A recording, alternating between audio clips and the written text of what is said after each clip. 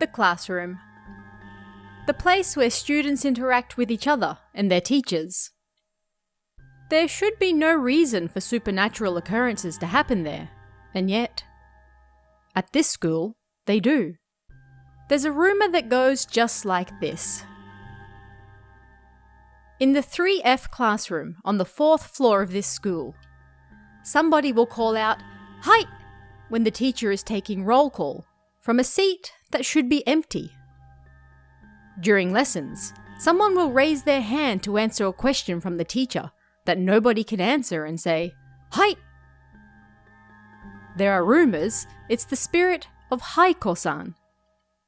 She's always lurking in the corner of the room, and even during breaks and after school, when students are talking, she'll try to join in saying, "Hi!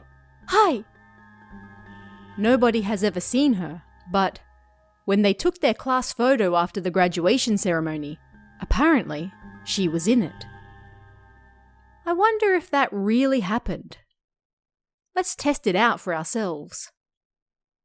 Focus on a location you think is suspicious, and then press the shutter.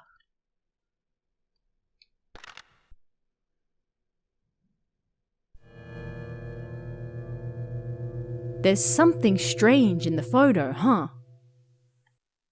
I don't know whether it's Haiko-san or not, but I think we should probably get out of here as soon as possible. There are some ghost photos that can cause real harm. And in a worst-case scenario, people who simply see the photo might suffer spiritual harm as well. So maybe this photo might be just like that as well.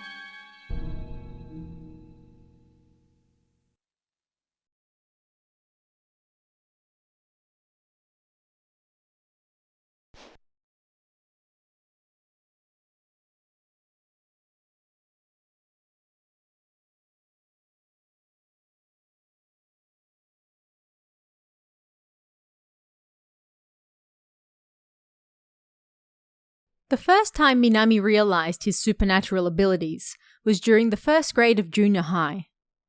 It all started because Kokuri-san was popular at the time.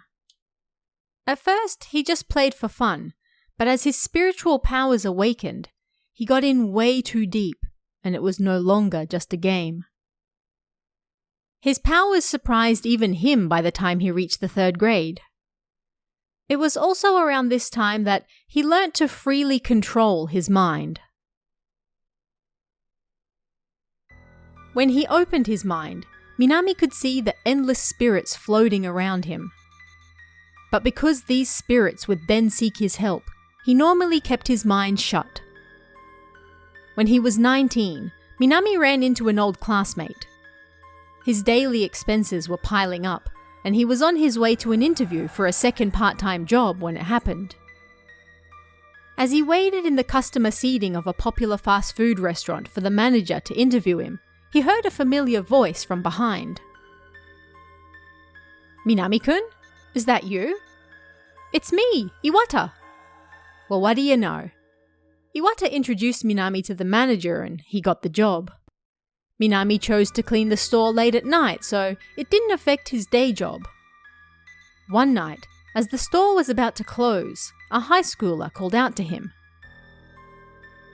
"You're Minami-san, right? You've got to tell us a ghost story next time we meet."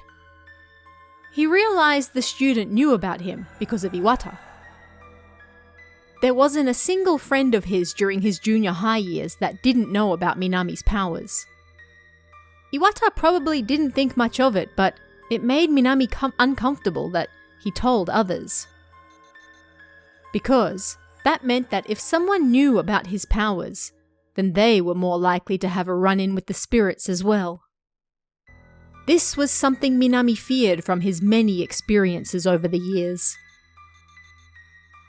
Minami started work by going to get the cart in the storehouse to carry the garbage away. The second floor of the storehouse was the employees' waiting room. Minami looked up at the second floor, and the waiting room was still bright, despite the fact it was usually dark by this time. Maybe someone was still in there, he thought, and went to grab the cart. What the hell is this? The spiritual energy. It's so strong. The feeling suddenly assaulted him immediately after Minami retrieved the cart. The sensation was coming from the second floor waiting room.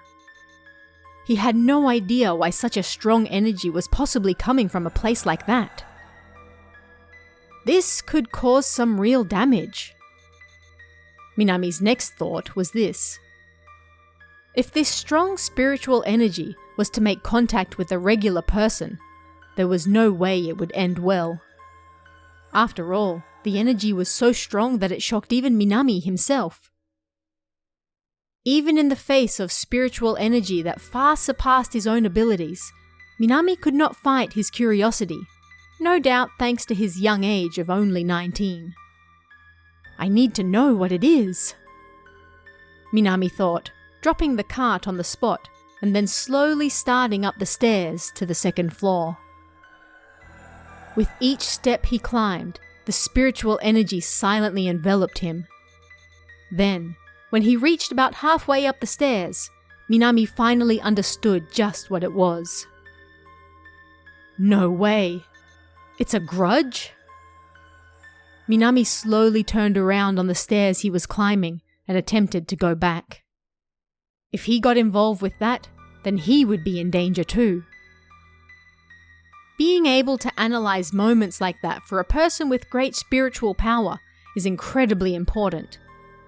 A simple mistake could potentially lead to a loss of life, so of course it was important. But the very next moment, Minami started climbing the stairs again, as if he'd made up his mind. Even he himself was unable to explain why he did so. In the end, Minami found himself standing in front of the waiting room, despite the fact he didn't want to. Now that he was closer, he could feel the powerful grudge even more through his skin, and Minami trembled. Even though his mind was closed, something seemed to move through him and he reached out for the doorknob, slowly opening it as though it was the doorway to his very own fate. Wah! Oh, you scared me. It's just you, Minami-kun. When he opened the door, he found Iwata and several others sitting around a sheet of paper, playing Kokkuri-san. Minami hadn't expected to see that. The sheet of paper used to summon Kokkuri-san was an extremely dangerous way to communicate with spirits, but there was no way that simple piece of paper could have summoned a spirit with a grudge as strong as this one. You got here just at the right time. We can't get this spirit to go back, Iwata said as he turned to Minami, seemingly begging. Minami ignored him and tried to figure out why this terrifying spirit was here in this room. But at that moment... Whoa! It moved by itself! The 10-yen coin started moving with great speed across the piece of paper, even though nobody had asked anything. Eh? It's spelling something out. Something.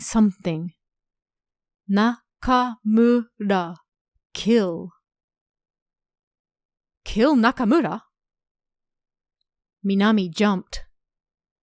It wasn't the piece of paper that summoned the spirit. That spirit was here because it was chasing Nakamura, or someone in his family. Nakamura was one of the part-timers who was taking part in the game. Minami finally opened his mind and tried to uncover the truth behind the spirit, letting himself go. Now that his mind was free, the spirit started to attack him. He almost passed out numerous times, but he tried attuning himself to the spirit's memories, and finally, he succeeded in figuring out just who it was. The spirit tried to take control of him numerous times, but with his last bit of energy, Minami closed his mind once more, and both his mind and the room itself returned to their former states. Minami looked around the room once more, and he saw Nakamura trembling. Having learnt who the vengeful spirit really was, he felt pity, but he also stared at Nakamura as though he wasn't sure why he expected any other outcome.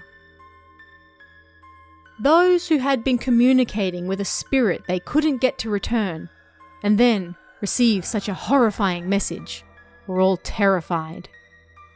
After Iwata's umpteenth request towards him, Minami finally came back to his senses.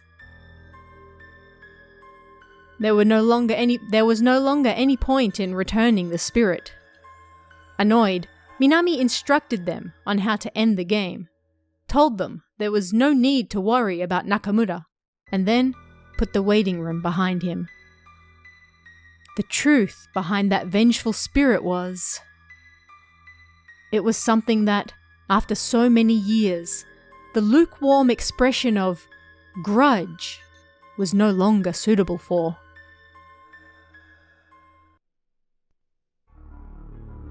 The year was 1600, the Battle of Sekigahara. At this battle, where the eastern forces of Tokugawa Ieyasu faced off against the western forces of Ishida Mitsunari, numerous soldiers from the western forces fell and fled. Their path was tough. Numerous villagers hunted them, hoping for good favour in return, and a wide net was cast. Those lucky enough to survive were rare, and many were captured by the enemy forces, or became bait for the villagers' hunt, and still lost their lives. But there was one person with extremely good luck. On this particular day, the villagers gave up on their hunt and returned to their village, and then the man emerged from the deep hole he had dug and got to work. His bloodshot eyes sparkled in the darkness. "You filthy peasants! I will kill you all!" Would it be too much to say that this defense would be sufficient for a man with no place left to go? It wasn't long until the fallen soldier found a nearby village. This small, quiet village spent their days in peace. The chief of this village was a warm-hearted man who did not care for violence, and so the villagers never took part in the hunts. But the fallen soldier didn't care about that. His heart had already been driven mad with the thought of revenge, and on that day, the only thing he sought was blood. It was the beginning of a terrible tragedy. The man snuck into the village and hid in the shadow of the houses, waiting for everyone to fall asleep so he could take his chance. The moment he felt the village go quiet, he snuck into a house, pressed his hand over a villager's mouth to suppress their screams, then took out his short sword and cut their throat. A tremendous amount of blood painted the area crimson, and the room looked just like a terrifying picture of hell. The villagers had no time to scream, and one by one, they were slaughtered. Oh, and here is the prize jewel. The fallen soldier let out a cry of surprise when he saw one of the last remaining villagers. He had found a young, beautiful girl sleeping quietly. He picked up a fallen piece of cord and started to strangle her. The girl woke up with the force, and when she saw the fallen soldier covered in the blood of others, she screamed. Her screams woke up her sleeping parents beside her, and they jumped up in surprise. But the next moment, the soldier's sword glittered, and their heads were separated from their bodies, and with a dull sound, fell to the floor. "Murderer! Give my parents back!" The girl, having seen her parents killed right in front of her eyes, screamed and squirmed in sadness and pain. The man ignored the girl's screams, sheathed his sword, and then, licking his lips and grinning, he slowly approached the girl and whispered, "Kuh, there's no need to rush, girl. I'll send you to see your parents soon enough. But before then..." The girl tried to fight him off, but the man attacked her like a starved beast that had finally found its prey. Unable to bear it, the time passed like a nightmare. Before long, the fallen soldier stepped back, took out his sword, raised it above his head, and then stood in front of the girl. She glared at the man with hatred in her eyes, and then she screamed in a low voice. "You filthy brute!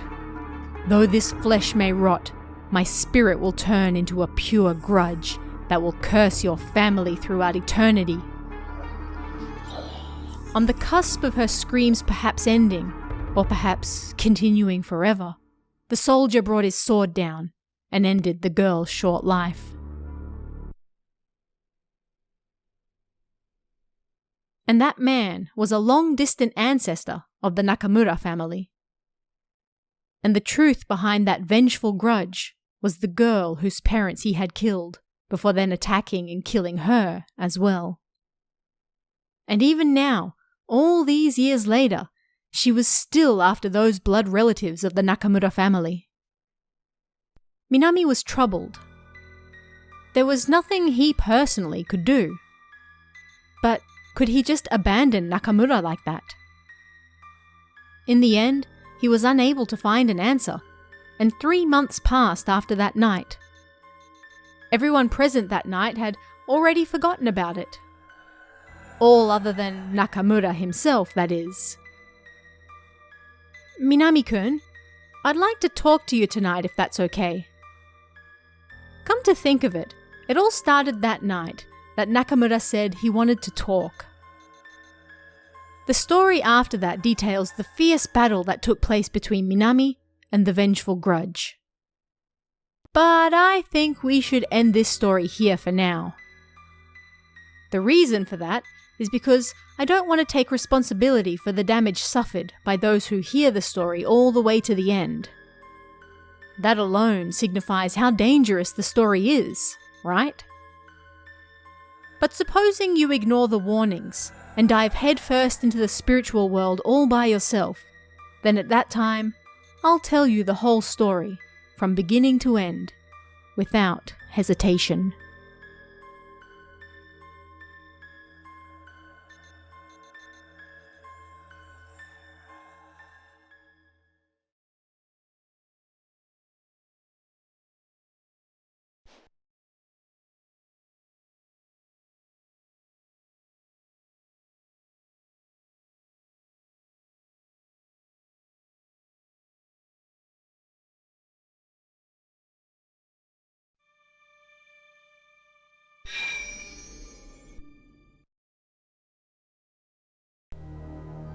Report. Modern fear.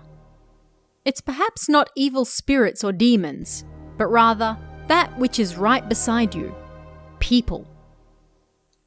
As the train pulls into the platform, have you ever imagined yourself being pushed in front of it? Perhaps we've all imagined this nightmare occurrence actually happening for real. At 8 p.m. on November 4, A-san stood on the platform at Sasazuka Station with a man he knew from the cycling track. They both shared the same hobby of cycling, so they hit it off right away. It all started when they started arguing over whether one of them should treat the other to drinks or not with their track winnings. As the pair got more and more worked up, it soon broke out into a fight. And then, A-san fell over on the platform. Unfortunately, at that very moment, a train pulled into the station. The upper half of A-san's body hung over the edge of the platform. He tried to escape, but the other man held him down so that he couldn't move. How must the train have looked to A-san as it bore down on him? Caught between the train and the platform, A-san died. A man was made a murderer over such a small thing. And it all happened in an instant. What a terrible regret it must have been for him to die in such a way. It surely wouldn't be that strange if A-san's spirit still lingered here, unable to move on. Access. On foot, Keio Line, Sasazuka Station. Point. Fear, 2 flames. Atmosphere, 1. Sightings, 2. Chance of being cursed, 3. Total, 2 flames. The true fear of the big city is opening its mouth wide, right next to you.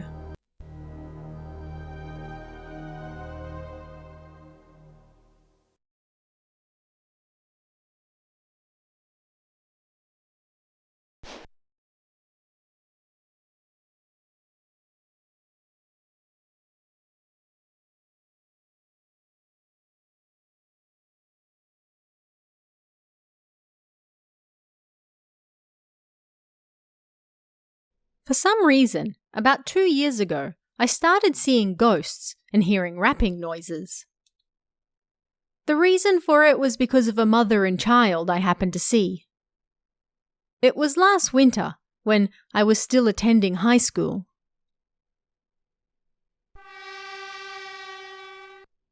When you look out the train window, the images that stick in your mind are usually the beautiful scenery and interesting buildings, right? But for me, it was an unmanned station. There was an unmanned station on the line I used to go to school. And I always saw that station from the train window. That station was surrounded by mountains, and because nobody ever used it, it had become abandoned. But strangely, I enjoyed looking at that station. On this particular day, like all others, I stood by the door and looked outside through the window. We were approaching the unmanned station like always. Huh? I doubted my eyes for a moment as the scenery outside looked different to usual. The moment I saw the platform at the unmanned station, I saw a strange figure standing on it. Maybe they're going mountain climbing. It appeared to be a parent and child, and they had bags on their backs.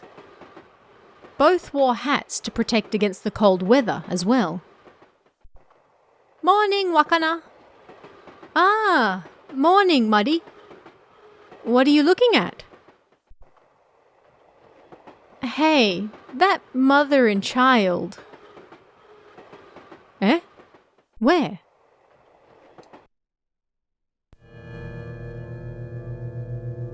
When I looked out the window again, they were gone.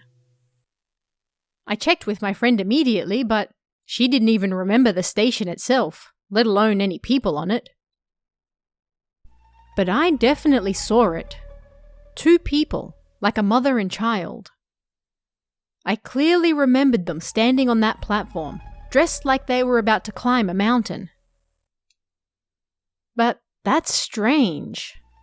I could understand it in summer, but it's December, so nobody would be climbing a mountain in the dead of winter. Yeah, you're right. You were probably just seeing things. Eh? Yeah. I agreed with what she said. But on the inside, there was no way I could actually agree with her. After that, I searched for that mother and child from the train every day. I never saw them again.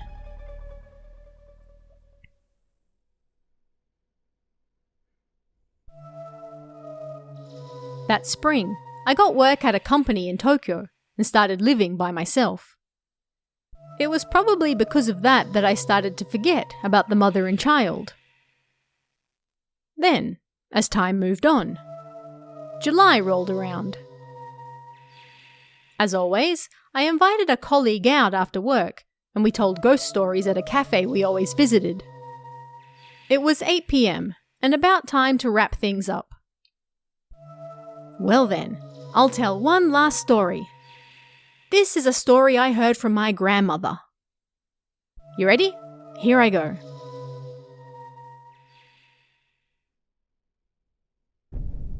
Right after the war, the city was destroyed and empty. Yet the stations overflowed with people and activity. Those who survived the war or were evacuating to the countryside were filled with the hopes of returning home. Then one day,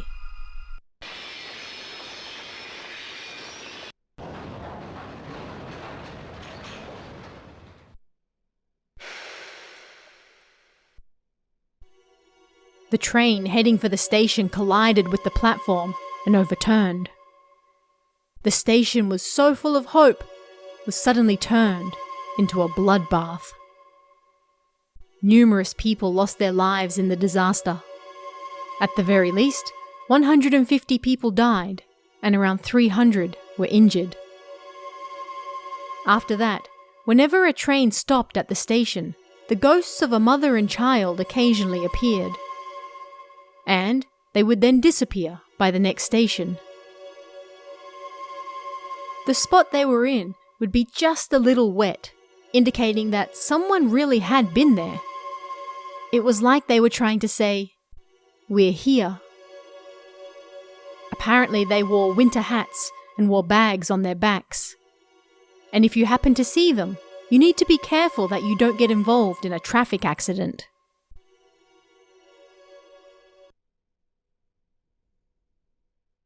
And that's how the story goes. Hey, don't end it there. Which station was it? Which station? I think it was close to where you're from. Was there an unmanned station near your high school?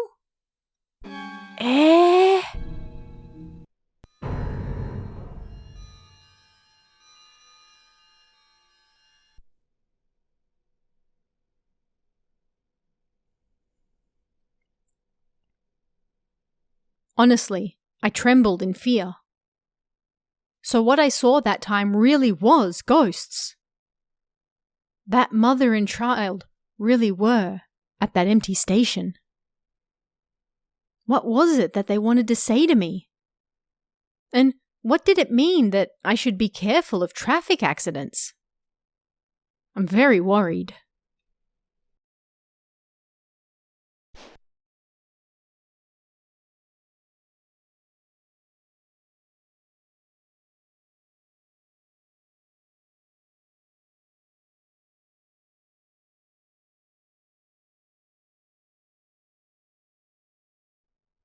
My father worked for a funeral home.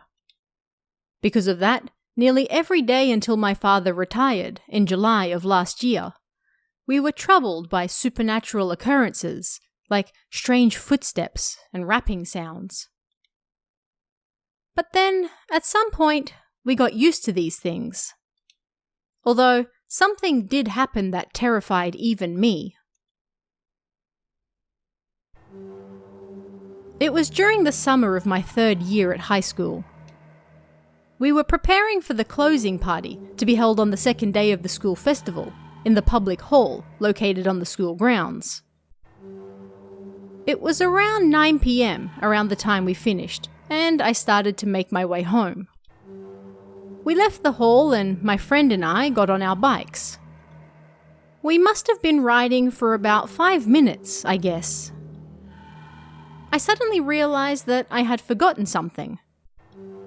I stopped my bike just after the railway crossing that the H train always passes through.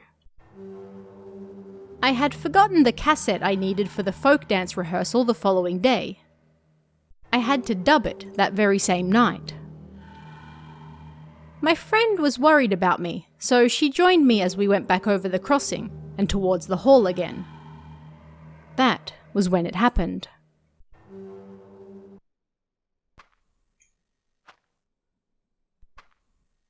I heard footsteps coming towards us from the railway tracks. It seemed someone was walking towards us.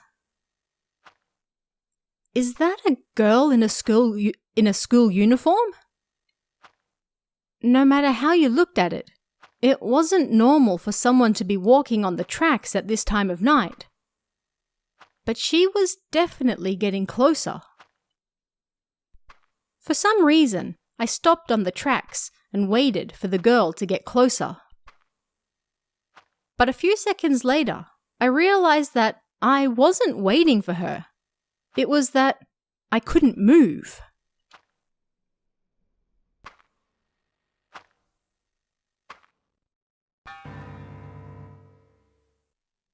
She didn't have a head. That girl was a headless ghost. I couldn't move, like I was frozen on the spot. But that ghost kept getting closer and closer. I screamed the moment the ghost appeared right in front of me and dropped to the ground. Oddly, I was able to move. "What's wrong? You can't sit there. It's dangerous."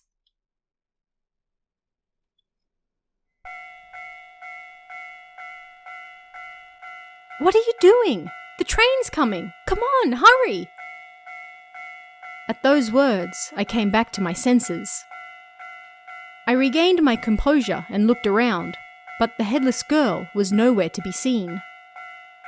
The only thing I could see was the light of the train approaching on the tracks. My friend was worried about me because I had stopped in the middle of the crossing. It seemed I was the only one who had seen the ghost of that girl. There was no way for me to understand this in my confused state.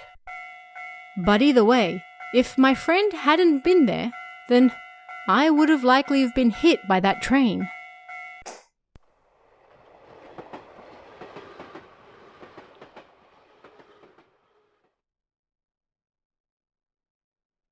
Even now, I still clearly remember the girl I saw that night.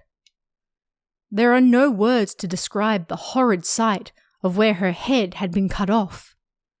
Just thinking about it gives me chills. What on earth did it all mean? Did it have something to do with my dad? Or maybe me? Someone please tell me.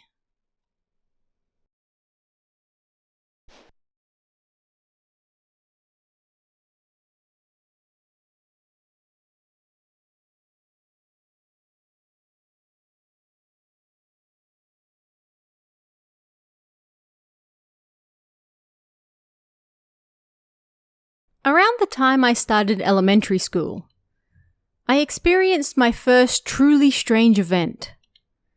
My family took me along on their visit to the family grave. This grave was in the corner of a small temple in my mother's hometown in the countryside. Apparently, this was my second time visiting there, but I was only a baby the first time, so I didn't remember it. But for some reason, as we got closer to the grave, the feeling of it being my first time here got smaller and smaller.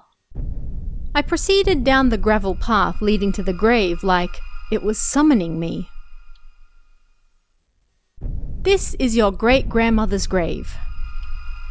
Once everyone was done cleaning it, we put down the flowers and incense we bought in front of the station and each took turns putting our hands together in prayer.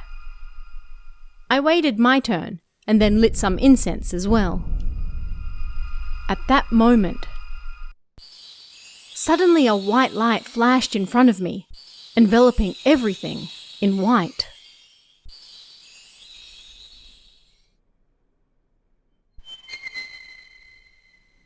Before long, I heard a nostalgic voice in that endless white darkness.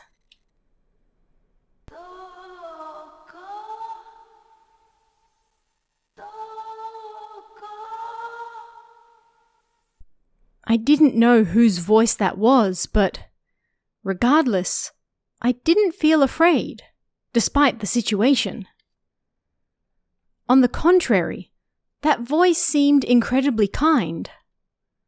Then, as though guided by that voice, I was wrapped in the white darkness and passed out.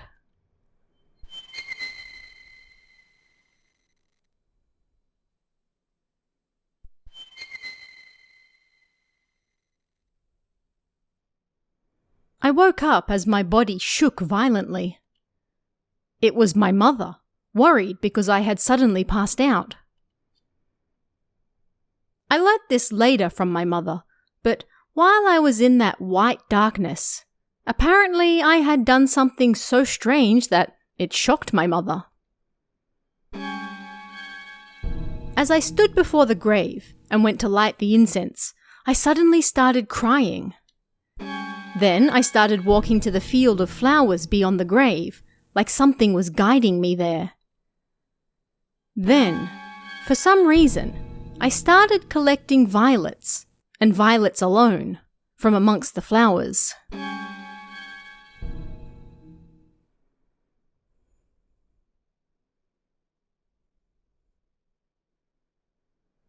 I later learnt that violets were my great-grandmother's favourite flowers. Was that her voice that I heard? Or were my ancestors summoning me? I don't know the truth, but even now, I still believe that that was the voice of my great-grandmother.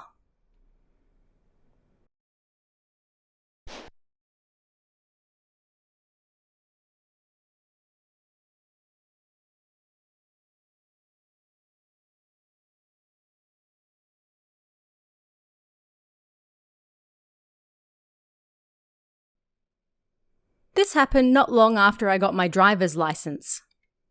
I think I was around 19 at the time. It was around the end of August, a night when the summer humidity still lingered. I slept before my open window. At some point, I felt someone touch my legs. And then, the feeling gradually crept up. I honestly thought my mother had come to check on me. But when I opened my eyes and tried to get up, I was immediately frozen by paralysis. And then, my entire body started to go numb.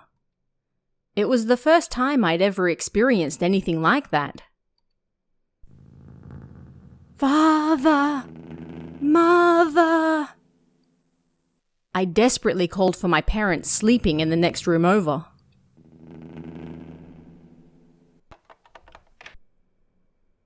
"What's wrong, Yoko?" My father heard my voice and came running. That same instant, my body grew light and I could move again.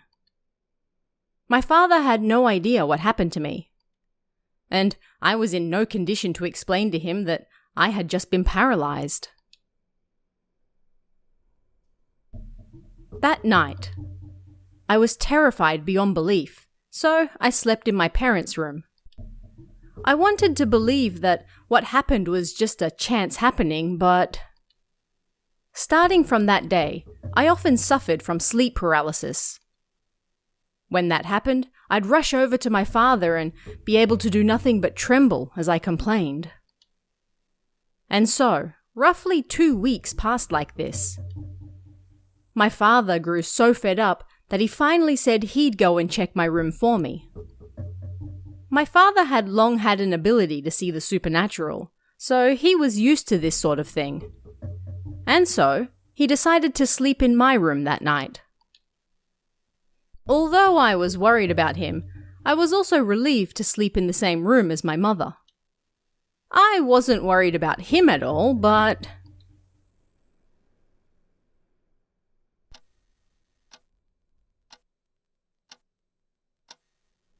About 30 minutes after he went to my room, we heard him scream. And then, every 5 or so minutes, something seemed to be troubling him in his sleep. My mother and I grew worried about him, and we debated whether we should wake him up or not.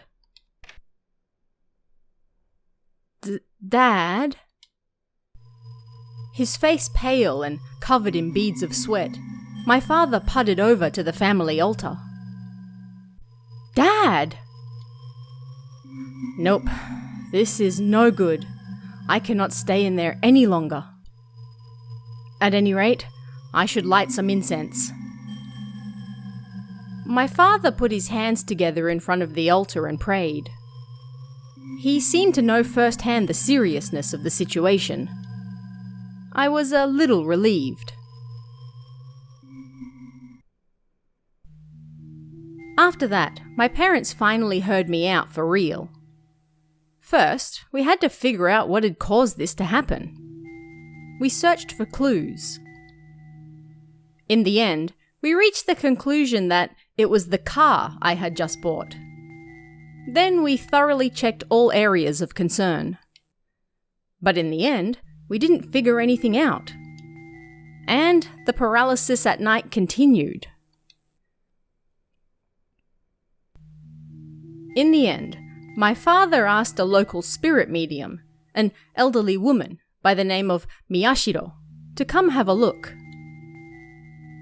My mother and I had to work at the time, so he was the only one there. I heard from my father that the car wasn't the cause of the problem. It was a spirit who was unable to move on to the other side. And that spirit was my grandfather on my mother's side. He died 1 year earlier. But according to the medium, he was in pain, and because he was unable to go to where my grandmother was, who died before him, he couldn't move on.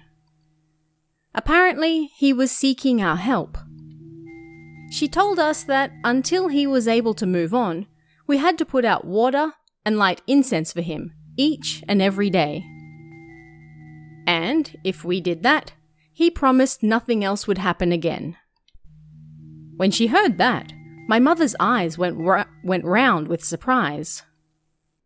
Normally in cases like this, the spirit would seek the help of blood relatives or children. And yet, not a single thing had happened to her. According to my father, my mother had no sense of the supernatural, and so she just didn't feel anything. That was all. And that should have been the end of that.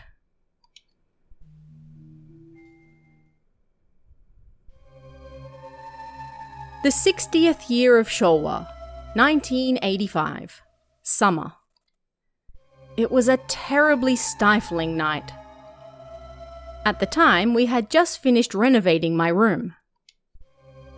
There was a large window next to my bed, and a white curtain hung in front of it. I was asleep in my bed next to it. As I turned, I suddenly opened my eyes. At that moment, a young man without any legs blew through the curtain like the wind. And at the same time, my entire body froze. His face was hidden in the shadows, so I couldn't see him very well. I think he was wearing a t-shirt with green and either black or red stripes.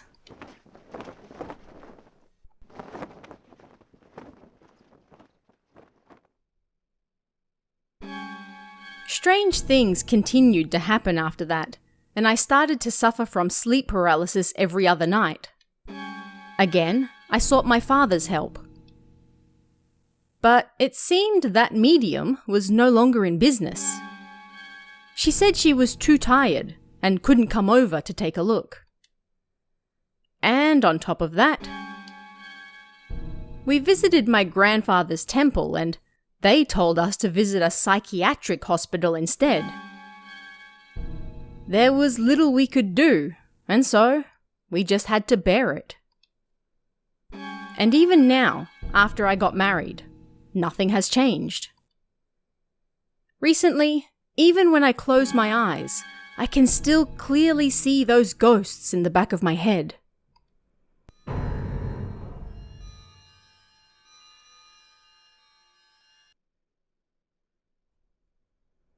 Are they some strangely evil spirits that my father summoned with his spiritual disposition? He passed away just recently. And since then, the number of times I've had sleep paralysis has lowered dramatically. But I still can't say that I'm leading a normal, regular life either.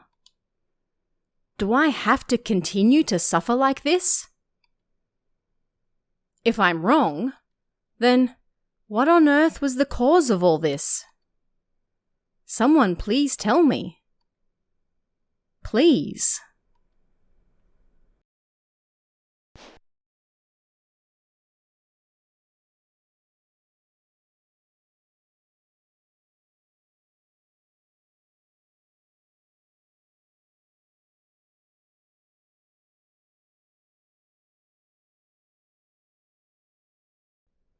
Something strange happened to me just once when I was in the 6th grade.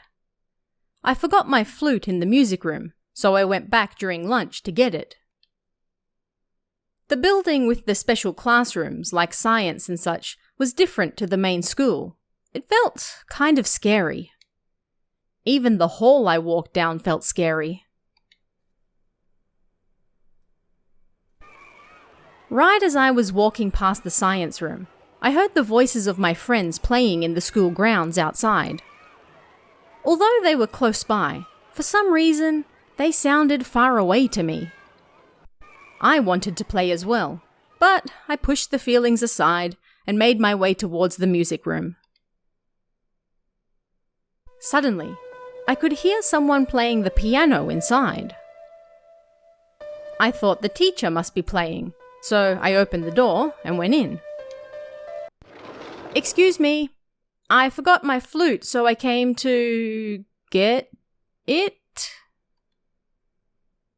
There was nobody inside. The piano performance stopped just like that as well. There was no sign that anyone had been there to begin with, and the piano lid was also shut. The music room was also soundproofed, so I couldn't hear any sound from outside. The only thing I could hear was the pure silence of the music room. I figured I must have been imagining things and went over to my seat. It's just my imagination. But even so, my heart was pounding like mad. Ah, there it is. I grabbed my flute from inside the desk and then looked around the room. And then I started thinking about things I shouldn't have. If the piano just happened to play right now. And the piano played. That light piano sound echoed throughout the room. I listened to the sound for a moment. I felt that if I ignored it, then it would continue on forever. I grew frightened. Gradually, that fear turned into pain. My head felt like it was going mad. I unconsciously ran for the exit.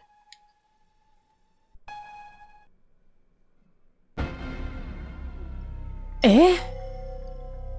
My feet stopped right at the entrance to the music room. No matter how much I tried to move, my feet wouldn't go any further forward. I grabbed the door frame and tried to force my feet through the door, but it was like something was pulling me from behind. Freedom on the other side of the door was right there in front of me, but... Why? I can't. I screamed. Then my feet suddenly separated from the floor, and I tumbled outside. Ow! Enduring the pain, I tried to figure out what on earth had just happened. Then, once I was calm, I looked back inside the music room. At some point, the sound of the piano had disappeared, and now it was the same music room it always was.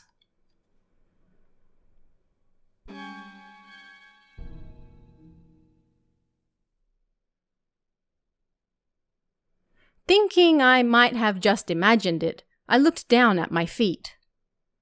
There, I saw what looked like black bruises in the shape of hands around my ankles. No doubt about it, whoever was playing the piano at that time grabbed my feet. But I have no idea who that might have been. School sure is scary, huh? You should be careful of going to classrooms you don't usually visit alone.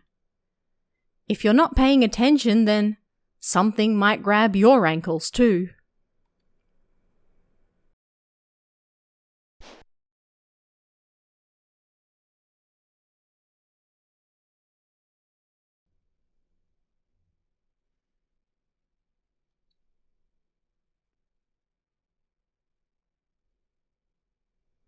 They call spirits that are tied to a certain location Jibakure. It's said that these Jibakure leave behind a terribly strong grudge on that land.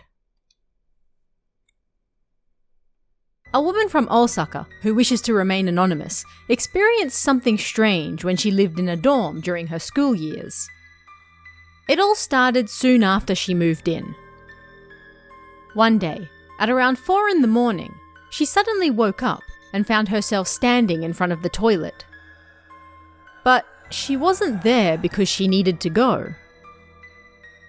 It was a strange sensation, like someone had guided her there against her will. What on earth was going on? Was she walking in her sleep? With that on her mind, she returned to her room and went back to sleep. Before long, a groan came out of her throat that sounded like a scream. She was drenched in sweat, like she'd been doused in water. Her shoulders felt heavy, like something was holding them down and she couldn't move. But even worse, the pressure was getting stronger. My shoulders. I can't move. She couldn't talk, nor even open her eyes. And yet, strangely, she was still able to grasp the situation in her room.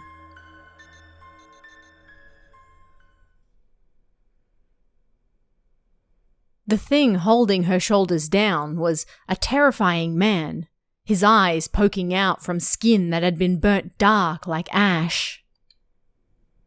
あの時私はまだ生きていた。生きながら火葬された。熱い。熱い。 Suddenly, the man's spirit went up in flames. She was able to see people in mourning clothes praying as the man burned in agony. No, I don't want to die. Help me. But you are already dead.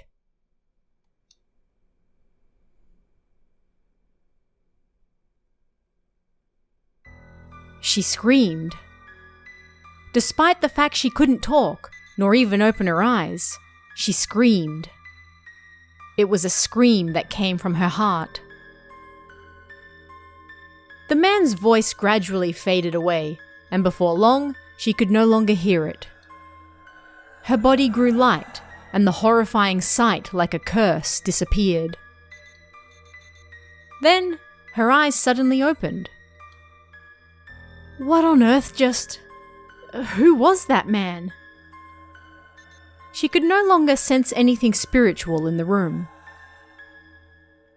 After moving out of the dorm, she didn't notice anything strange and life proceeded peacefully. However, there were numerous similar events that had also happened in those same dorms. Even now, the people who live in that dorm whisper that maybe it has something to do with the fact the dorms were built on the remains of an old hospital.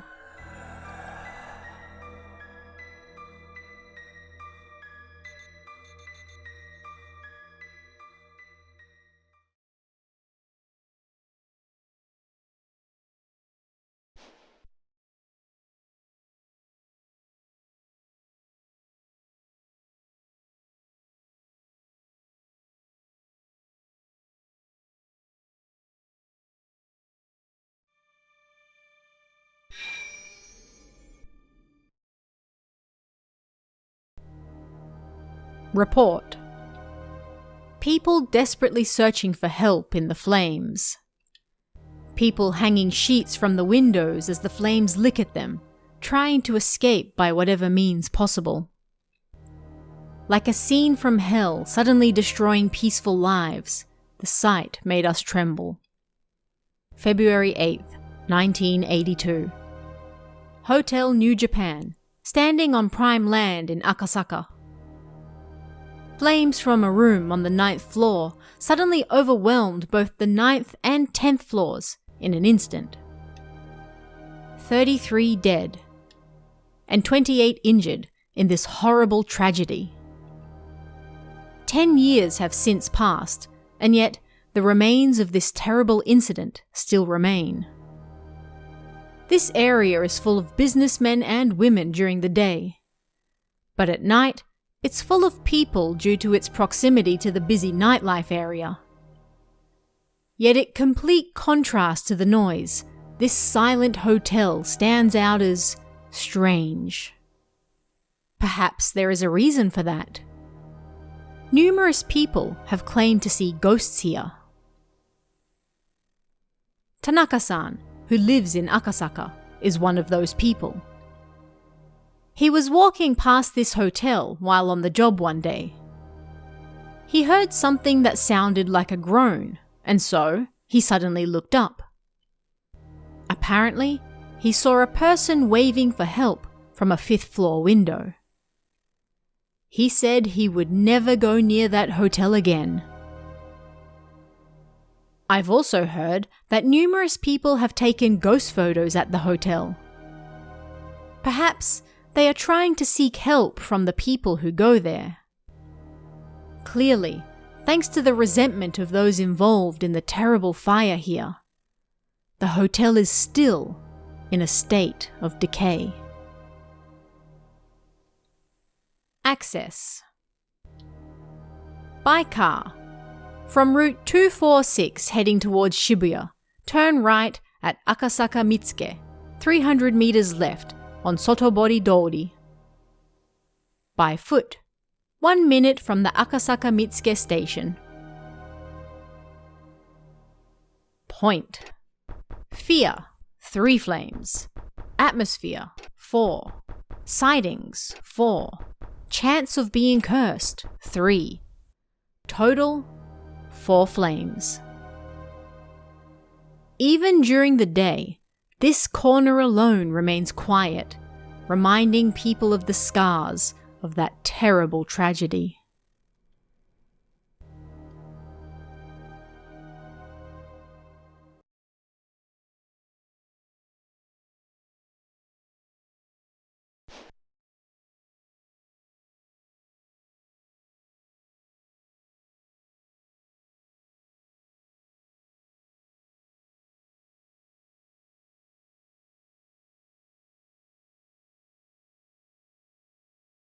I'm a regular high school student you might find anywhere. And yet even I, who looks perfectly average, have experienced something strange. Today, I'm going to tell you about it. It happened when I was riding my bike near home one day. It was around 7 p.m, so I think it was getting rather dark. I started pedaling harder so I could get home quicker. When I turned onto the road leading home, I could see a person standing in the distance. Are they waiting for someone? As I closed the distance, I realized it was a woman. But there was something strange about her.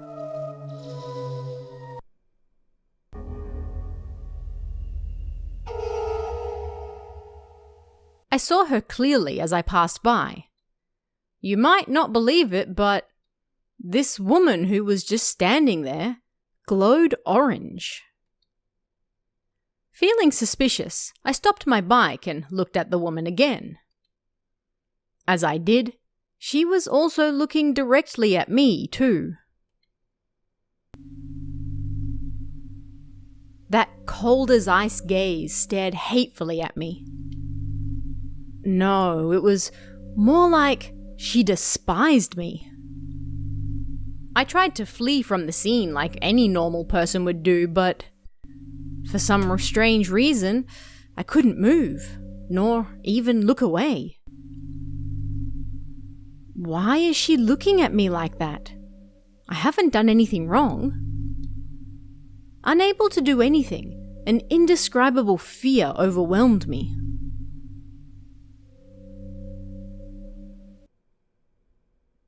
The woman and I stared at each other for a few minutes. But then she suddenly disappeared without a sound, and at the same time, I was finally able to move.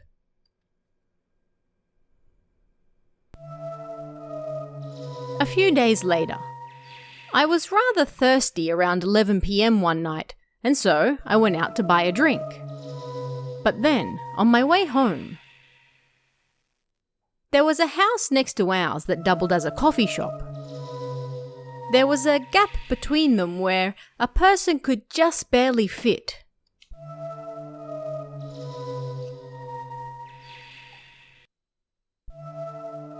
I always found the gap kinda creepy, so I did my best not to look at it. But for some reason, on this day, something about it bothered me.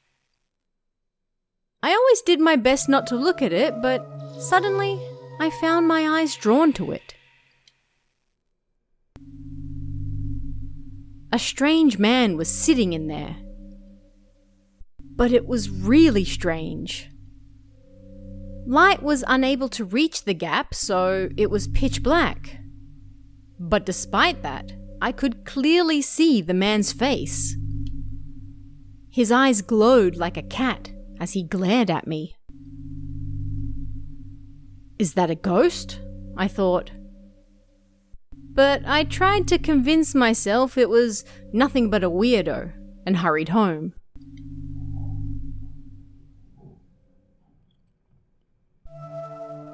Then, the following day, once again I was thirsty around 11 p.m. and went outside to buy a drink.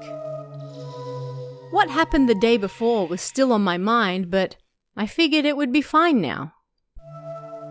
Of course, I tried not to look at that gap where I saw the strange man. Then I quickly bought a drink and went to run straight back home when it happened.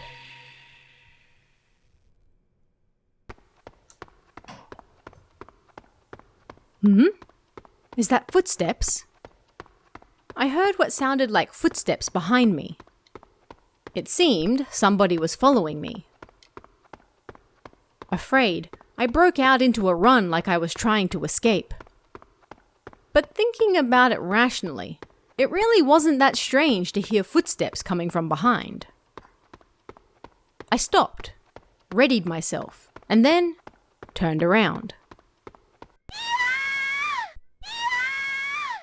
The footsteps belonged to that man I saw the day before.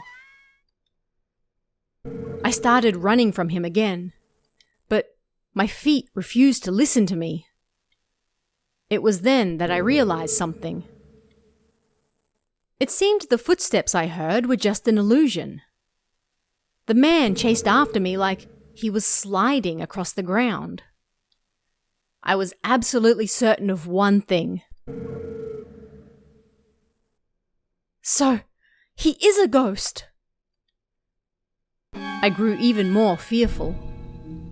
My house was only 1 minute away, but how many minutes had I been running for already? At long last, I finally arrived home, and I was both so frightened and so relieved that I couldn't stop crying. My mother was worried about me, but all I could do was cry.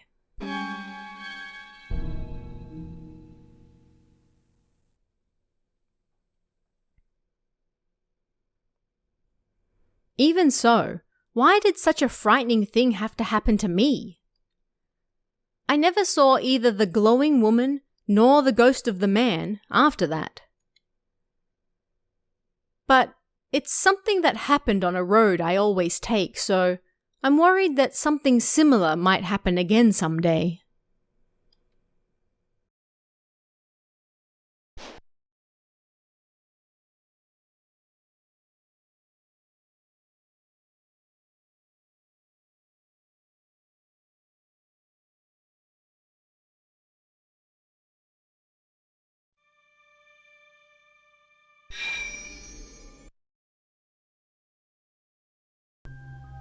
The school stairs. Have you ever counted the number of steps on the stairs at your school? If you try, then something unexpectedly strange might happen. At an elementary school in Hokkaido, if you count the steps during the day, you'll find there are 24. But after school, apparently, there are 27. Once you step on the 27th step, for some reason, you'll return all the way back to the very first. At a high school in Tokyo, if you stop on the 13th step, apparently something will tap on your shoulder from behind and call your name. Then, if you turn around, there will be no stairs to go back down. Instead, the stairs will continue up again. If you go up them, then you'll never be able to get off them ever again. There really are some strange stairs out there, huh? And on that note, the stairs at this school, it's said that one section has 16 steps, although nobody knows the actual number, because, as it turns out, there's not a single person that has ever properly counted them. I wonder why that is. Let's try to confirm that right now. 1 step, 2 steps, 3 steps, 4 steps. I can hear footsteps coming from somewhere. Who could it be?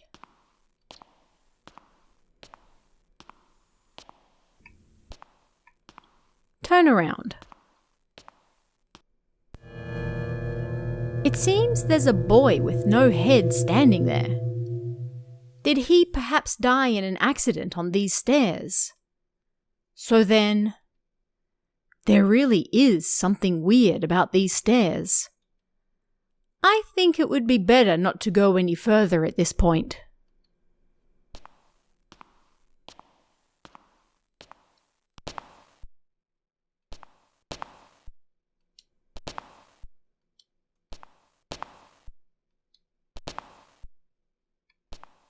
Turn around.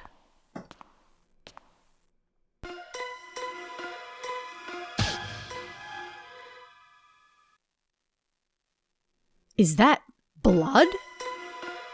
Why is there blood in a place like this?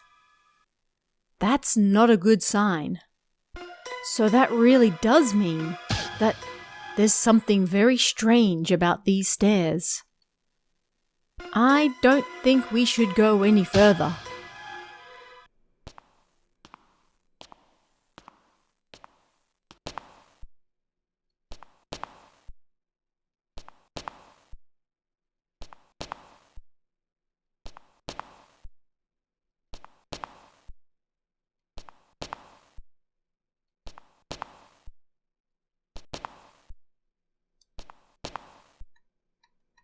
Turn around.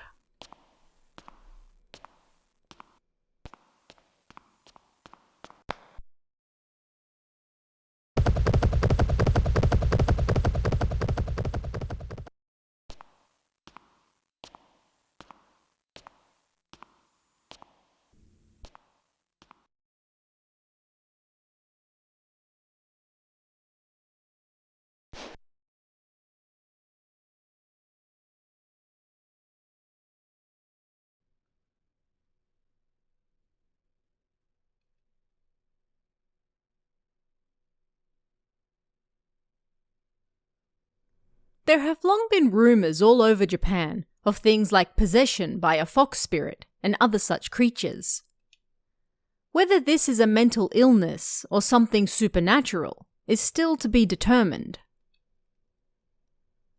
Harumi also heard many of these unexplainable stories from her mother.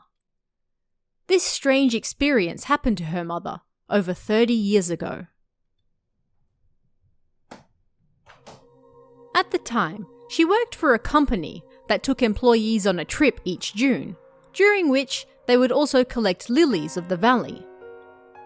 Of course, during this particular year, Harumi's mother took part as well. Yoko! Hey, does anyone know where Yoko went? Huh. Oh, now that you mention it, I haven't seen her for a while now. Maybe she's in the toilet. By herself? No way. She would ask someone to join her if so. Yoko had long hair and pale skin with sad eyes and was a very beautiful woman. She was an incredibly shy, reserved person, and she never, ever walked anywhere she didn't know by herself. And yet, this Yoko had disappeared like a puff of smoke.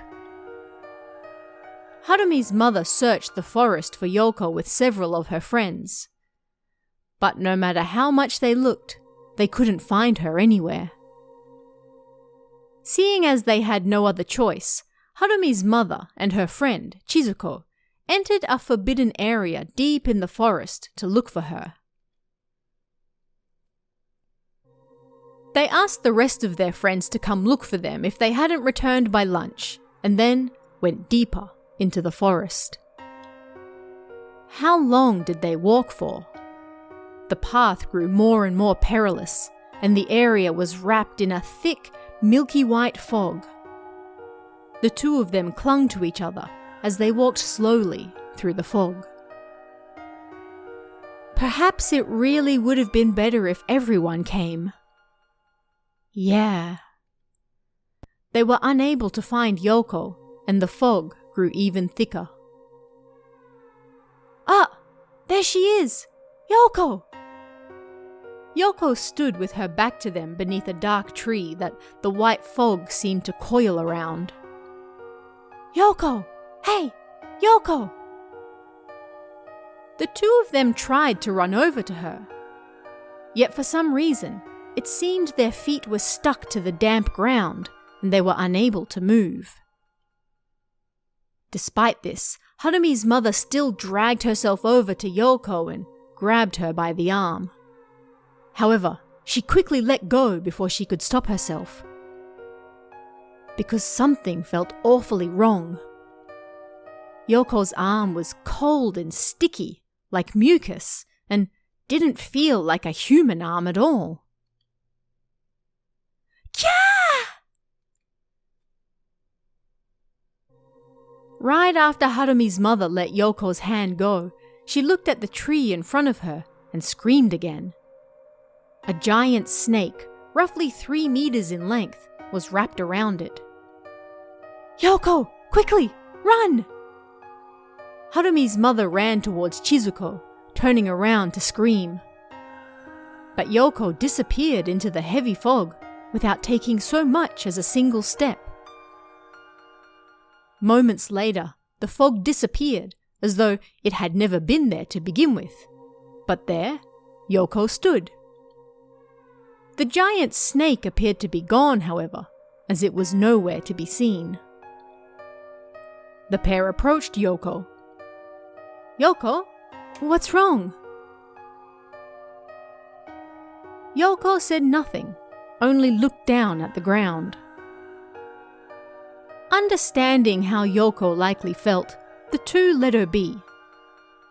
When they thought about what just happened, it was no mystery as to why she would be acting like that. But what a strange happening. The giant snake and the sensation of Yoko's hand, neither of them could possibly be of this world. Was it the start of something bad? In the end, the incident was swept away as something minor, as Yoko almost going missing and nothing more. But the two of them who were there were unable to forget what they saw. Then, the next day, everyone went to work as usual, and they were getting changed in the locker room. No! Stay away! Suddenly Yoko screamed in the corner of the room. What's wrong? Why are you saying that? I'm not going to go with you. Go! Leave! Right now! Yoko suddenly started to act out. Something was clearly wrong with her. It was almost like there were two different personalities residing within her. I will have you. We are different. You are so beautiful, and I will have you. Please, stop, I beg of you. Perhaps 20 minutes passed before Yoko returned to normal, and then her supervisor approached to ask her a few questions. But Yoko would only say she had no idea what was going on, so they were unable to find an answer. And this continued day after day. Then, 2 weeks passed. Under the recommendation of her supervisor, Yoko finally attended a mental health clinic near the company. However, no matter what tests they conducted, they were unable to find anything wrong with her. Harumi's mother was sure that all of this had something to do with the giant snake they saw when they went picking flowers that time. She then visited Yoko's house to recommend that she take part in a cleansing ritual. If the snake has fallen in love with you, then the only thing you can do is be cleansed. Thank you for coming all this way, but you don't need to worry. She will go, so please, don't worry. Yoko's mother gave a curt reply and turned Harumi's mother away. It seemed their family were devout followers of Oinari-sama. Yoko lost even more vigor than usual and gradually lost more and more weight. Then, 1 month later, she was forced to leave work due to the effect she was having on other workers. One day, Chizuko and Harumi's mother went to visit Yoko's house to check on her. "Excuse me?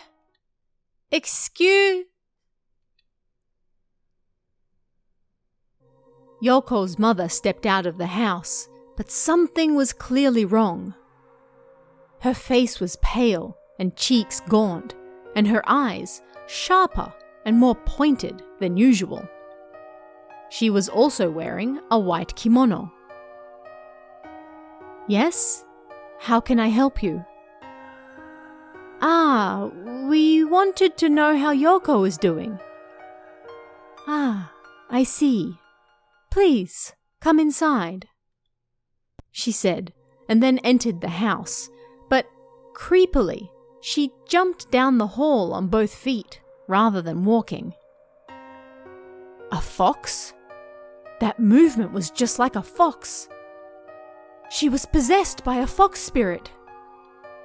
The two of them were so scared that they fled the house in an instant.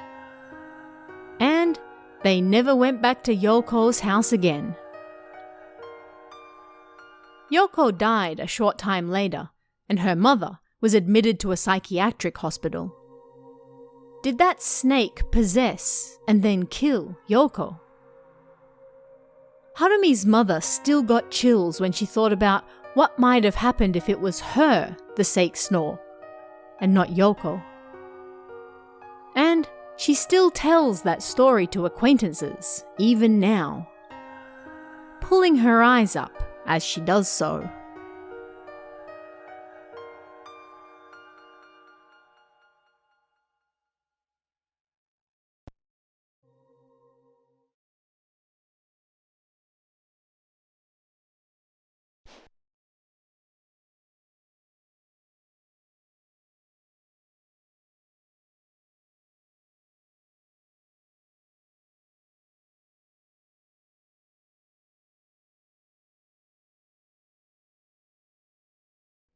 I'm a 25-year-old office worker who is extremely sensitive to the other side. This means that I can see things that other regular people generally can't. Back when I used to deliver newspapers, I saw terrifying things on an almost daily basis. A half-visible man standing by a public phone. A church steeped in supernatural energy. An apartment building full of spirits. There were times where I saw that many ghosts in as little as 3 hours. And all of this happened after the talisman I always took such good care of broke. For this story, we have to go back to winter when I was 5 years old. My family home was located in the suburbs of Ehime Prefecture, a somewhat gloomy thatched house that was over 100 years old. I think this happened when I was in the living room of this old house with my grandmother and older sister. I was running around eating a snack of large soybeans at the time. I got a little too excited and fell over, causing my snack to spill all over the floor. My sister got angry at me, and I ate the beans as I picked them up off the floor. Then my grandmother got angry at me as well, telling me I had bad manners. Still, I picked every single one up and then ate them.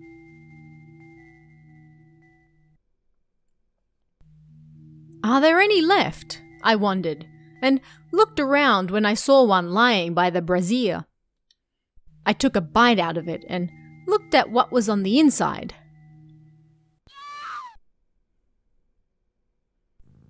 I still remember it clearly, even now. I saw something terribly difficult to explain. Inside the bean that I had bit half off, there was a small black face, and it was moving. It was glaring at me, and looked like it was going to jump right at me. I was so scared that I threw it into the brazier.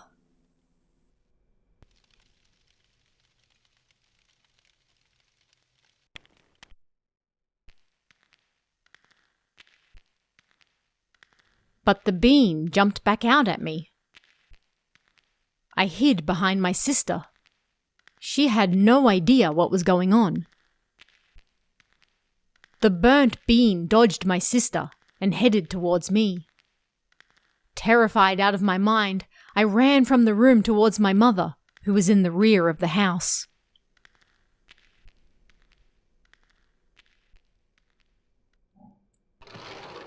Mom!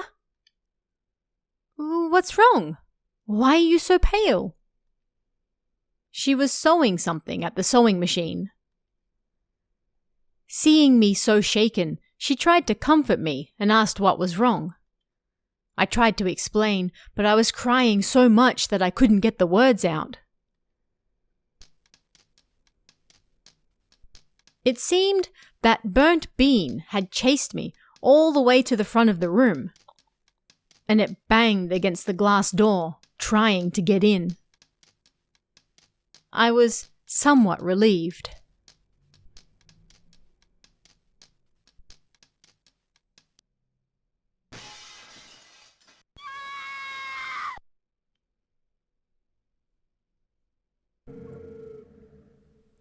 In the end, I was the only one who could see that burnt bean. Looking back on it now, that bean was probably chasing after the other half that I had already eaten. Seemed I cried myself to sleep on my mother's lap after that. I don't really remember much of what happened after. My mother later told me that I was crying like crazy. Hiroko-san, do you have a moment? When she was carrying me to my bedroom, my grandmother stopped my mother to talk to her. I fell into a deep sleep again.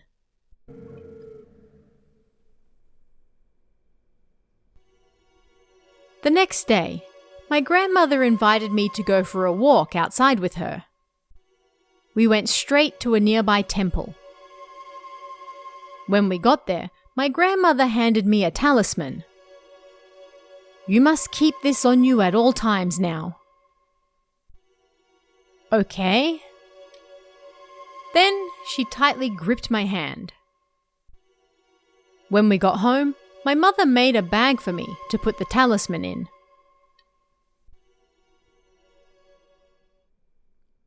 After that, I always took the talisman with me wherever I went for protection. But for some reason, when I was in junior high school, it broke. And after that, I started to see things that other people couldn't see. I spent my days seeing spirits of both the living and the dead. There are probably some of you out there who would love to see ghosts. But for me, it's nothing good. I was chased out of my dorm in high school because of it. And I didn't have a single friend either.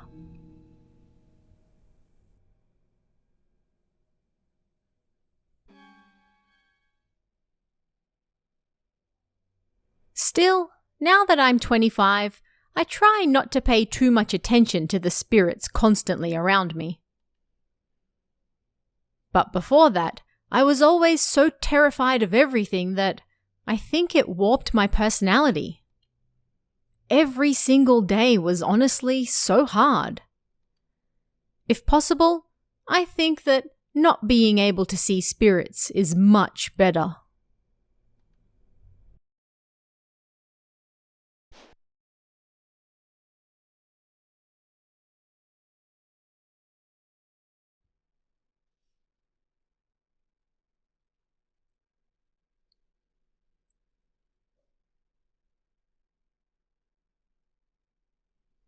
This happened when I was in the 3rd grade of high school. I went to an all-girls high school, and there was a 2-year junior college attached on the same grounds. Those who had decided to continue with the college would get their offers shortly after the first semester midterm exams. As such, there were few people worried about their future career paths or tests. Most of my friends were planning on going to the junior college as well. We all somehow managed to get the results we needed, and so we were all excited and happy before the summer holidays. At the time, ghost stories and such were all the rage at school, and, as such, we got to talking about doing a test of courage. One of our school's 7 mysteries was a funny story stating that the bronze statue of the first school principal got up and walked around. And so, everyone got to talking and agreed to check it out. We discussed it during lunchtime in the cool library. At the time, Asagami-san, one of the school committee members, was studying in the chair next to us. Asagami-san was the gifted type who, unlike us, had plans to go to a national university. But one of my friends forced her to join us on our little test. At first, she didn't seem like she wanted to do it. But in the end, she gave in to my friend's pressuring and agreed. This was a little unexpected, and so I was surprised. But I also felt a little bad for her, like she didn't have to agree to something she didn't want to do that much.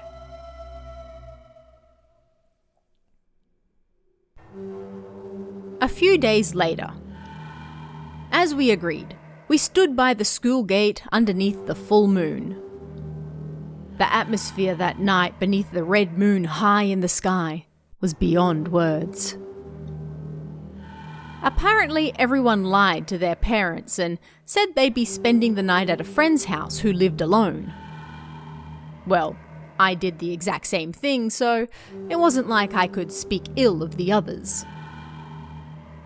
At first, there were 6 of us, but then friends of friends, siblings and relatives also joined in, and next thing we knew, there were 10 of us. I honestly made fun of the whole idea at first, but schools at night truly are creepy. Whether the statue actually moved or not, the atmosphere alone was quite scary. Once we confirmed that everyone was there, we snuck around to the back gate and went inside. Asagami-san was there too. Honestly, I didn't think she would actually come.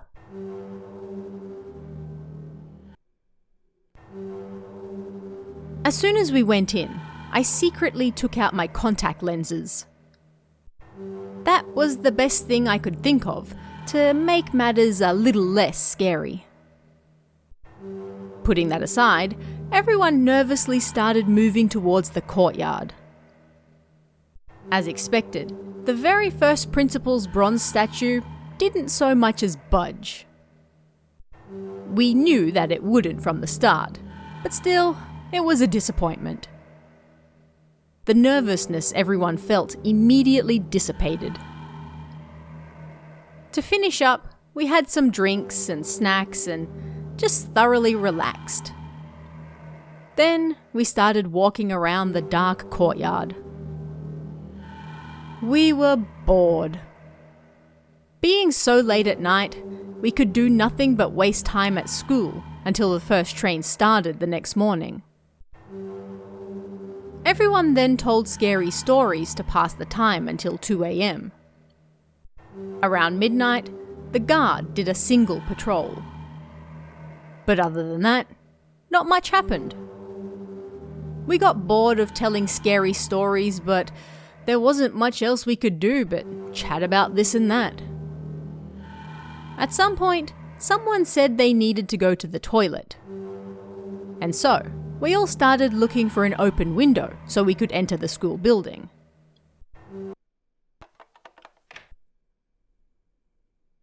Purely by chance, the window I checked was unlocked. Everyone climbed in and entered the building. I think Asagami-san was pretty mad at that point. She refused to talk to anyone, had a dark look on her face, and kind of just stood there.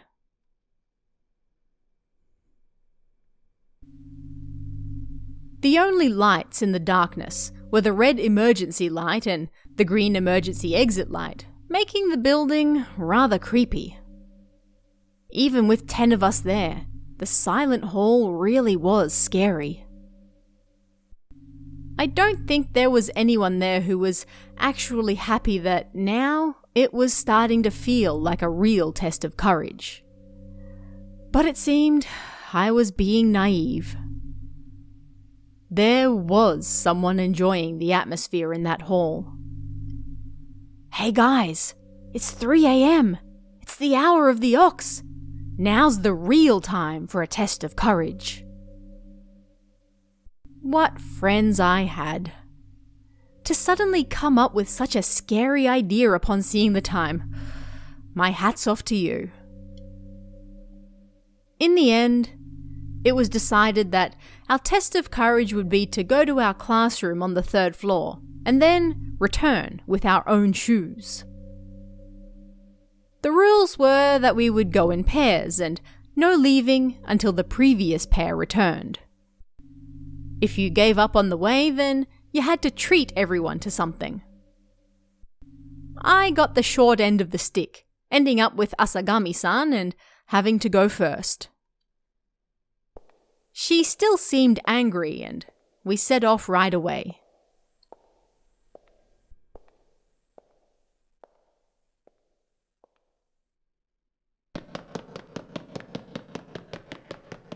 "Hey! Wait! Don't go so fast. Aren't you scared all by yourself?" I said, chasing after Asagami-san. "Is this fun for you?" she said in a sharp tone as she walked.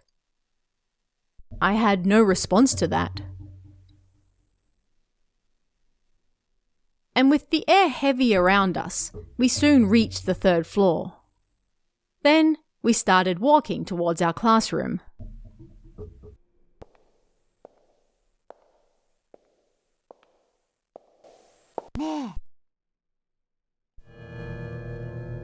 Suddenly, I heard a voice coming from behind us just in front of the classroom.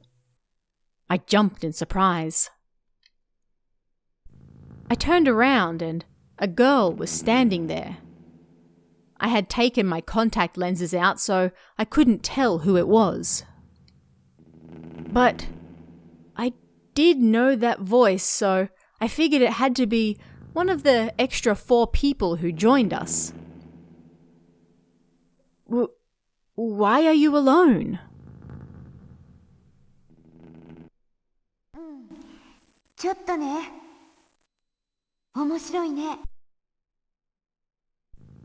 The girl sounded like a child and said the test of courage was fun. something didn't feel right, and so I stared right at her and asked, "It's fun?" "Yeah," she said happily. But there seemed to be another meaning hidden behind that answer. Plus, the next group weren't supposed to start until we returned. It was strange for there to be one person behind us. I grew scared and turned to look at Asagami-san. She stood there muttering something to herself. She seemed to be repeating, "It's not fun," over and over. By the end, she was almost yelling at the other girl. 何もかも面白くない。面白いよ。 In contrast to Asagami-san's voice, the girl in the skirt answered in an innocent tone. There was nothing I could do as I stood between them. At the time, something in the air surrounding these two just wasn't right. Then, Asagami-san swiftly started opening the locks on the window, one by one. "Hey, Asagami-san!" I went after her, almost in tears. Then she suddenly turned and glared at me with a horrifying look on her face. もうみんな嫌。 I was so surprised that for a moment I froze. Asagami-san took that opportunity to jump from the window.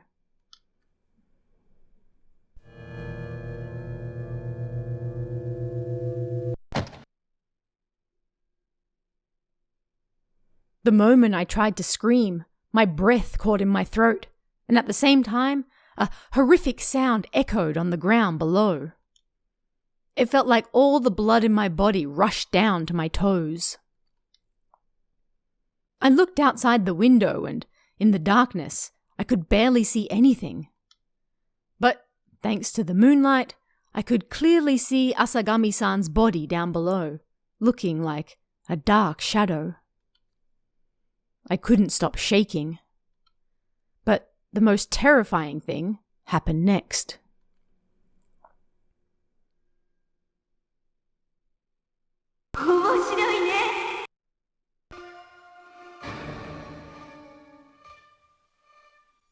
I saw somebody standing next to Asagami-san. She was looking up at me, dancing around. I knew who she was. I looked behind me to confirm my suspicions, and indeed, nobody was there. Yes, there was nobody on the third floor but me.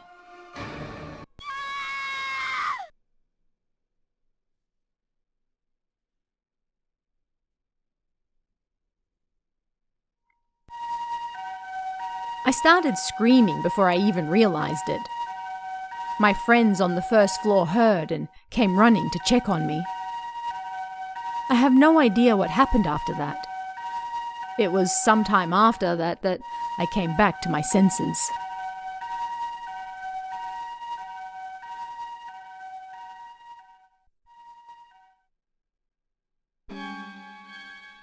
Asagami-san broke her leg and shoulder.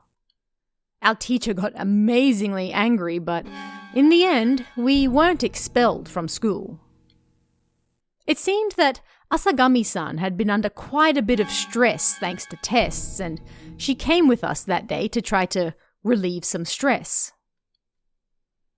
In the end, they put it down to a sudden impulsive attack. All our friends believed that too.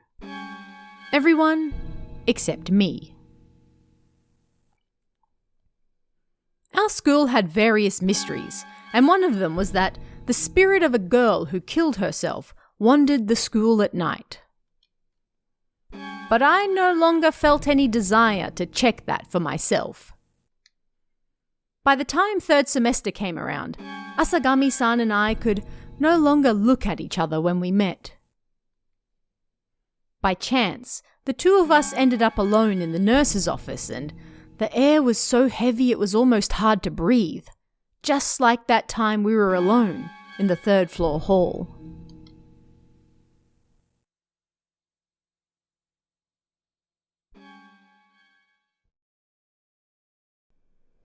After that incident, I debated what to do, and just before graduation, I changed paths. Because although it was a different building, I didn't want to spend another 2 years on the same grounds. And finally, it saddens me to say, but Asagami-san failed her tests, and then her situation worsened. It seemed that just recently, she passed away. I pray that she finds happiness in the afterlife.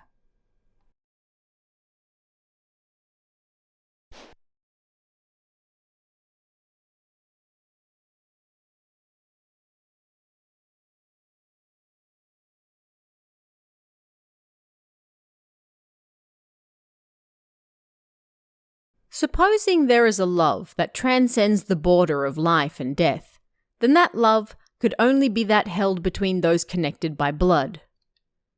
It is deep beyond words and incredibly strong. Sato Yumiko, currently in the 2nd grade of high school, experienced something strange when she was just 7 years old that kept repeating over and over. This is what happened. For Yumiko, her current mother is actually her second. Her real mother died of illness when Yumiko was 4 years old, and then, 3 years after that, her father got remarried. As such, the only memories she had left of her mother were of her kindness. However, she remembered that when she lied, her mother was frightfully scary.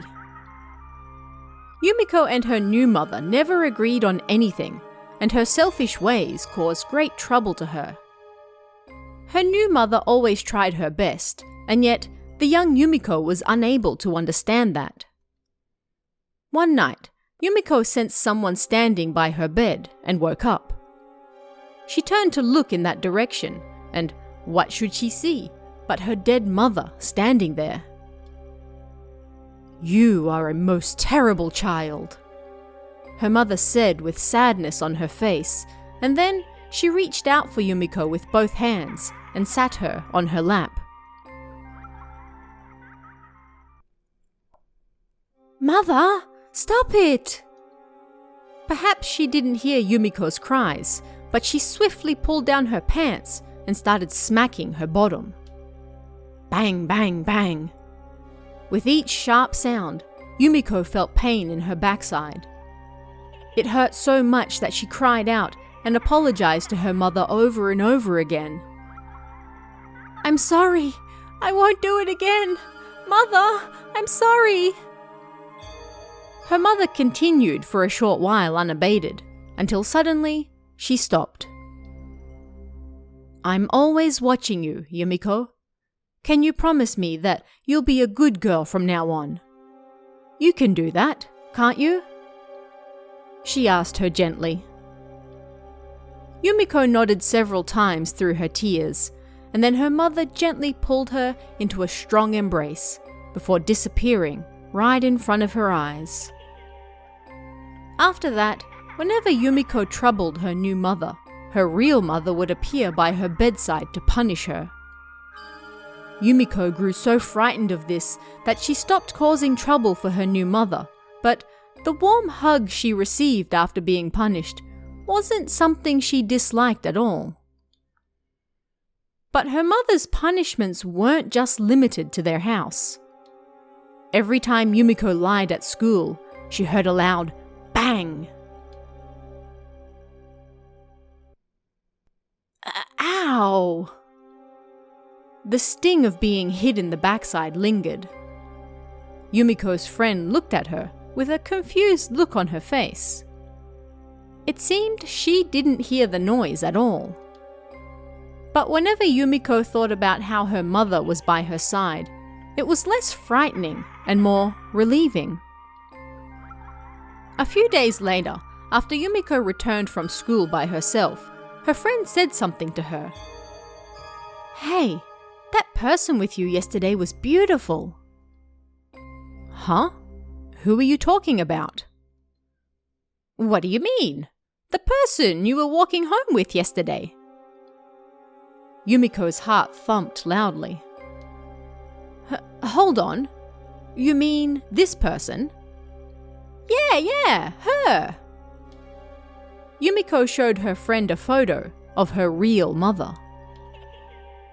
Even now, in the second grade of high school, whenever Yumiko does something bad, her mother appears to punish her.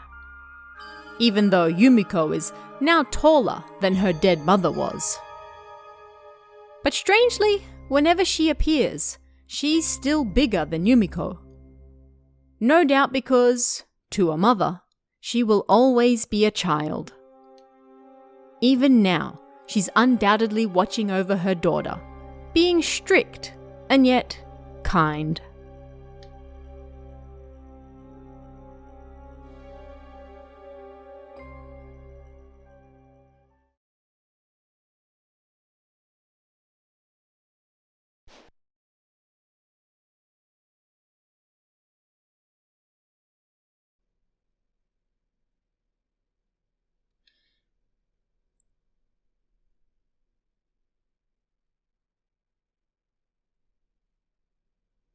"10 years ago.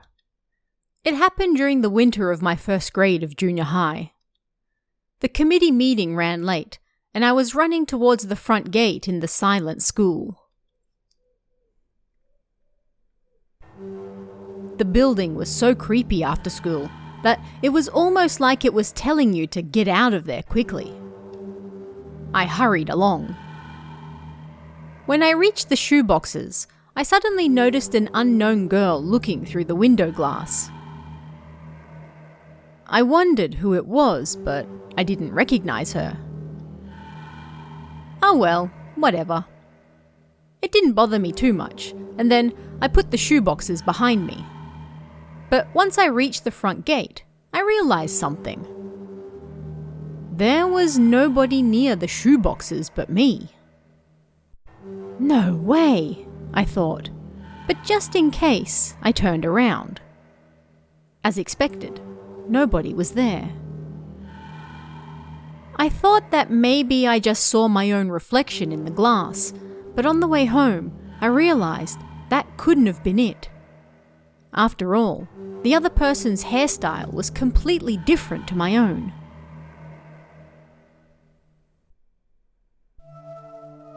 The next day, I spoke to my friend about what happened. No way! Maybe you were just seeing things. I wasn't. I clearly saw her, all the way down to her facial features. But... Oh yeah, then why don't you draw a picture of what she looked like? I told my friend what the girl looked like, and then we showed the picture to everyone else. But nobody had any idea who she was. I thought maybe the teacher might know, so I showed him the picture too. But he also didn't have any idea. Several months later, as the end of the third semester approached, due to the number of students, the school was going to be split in two, and it meant I'd be separated from my close friends. As such, over time, I would forget about my friend who drew the likeness of that girl. And I transferred to the new school. Then, 1 year passed. I was on my way home from the third graders' graduation ceremony when... Hello? This is Mano. Yasuyo? Atashi. Ah, Junko. It's been a while. How are you? あんた、1年の時に昇降口で女の子の幽霊を見たって言ってたよね。Yeah? What about it? 出たのよ。あの似顔絵の女の子が。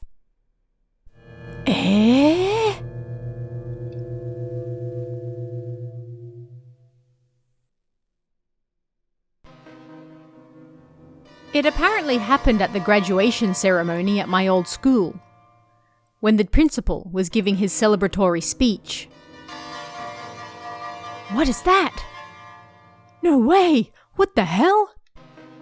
Is that a person's face?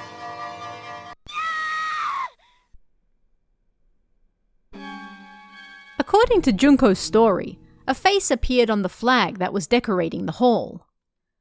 It was a crying face that looked just like that picture we drew. Most of the students there that day saw it. Of course, the ceremony ended in panic.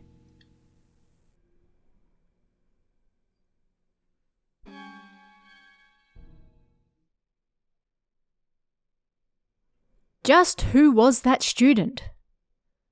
Was it the spirit of a former student who died at the school? Or just an illusion? I did some research after that, but in the end, I still don't know anything. When I look at that picture of her likeness now, it makes me think something. It's likely that I'll never, ever know.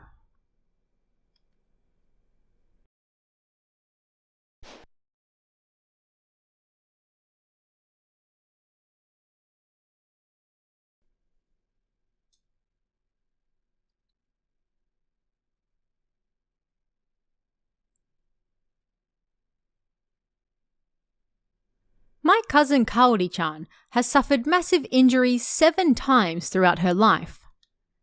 Just recently, she tripped over a stone on a school trip, breaking her left leg and ending up in the hospital. As her relative, I've always worried about how unlucky she is. But it seemed that was a big mistake. Early afternoon, one hot summer day, I went to visit Kaori-chan at home not long after she got out of the hospital. And Kaori-chan, well, she was a bit of a strange child. Her eyes were clear blue and she was rather odd. And perhaps because it had been so long since I saw her and my aunt, I soon lost track of time. Oh no, look at the time! I had swimming practice the following day, so I had to get home before dinner. When I reached the front door, Kaori-chan said something odd. Mayo-chan, 明日プールに竹竿落ちてたら気ぃつけや。 Huh? She really was strange. What on earth did a bamboo pole at the pool have to do with anything? I had no idea.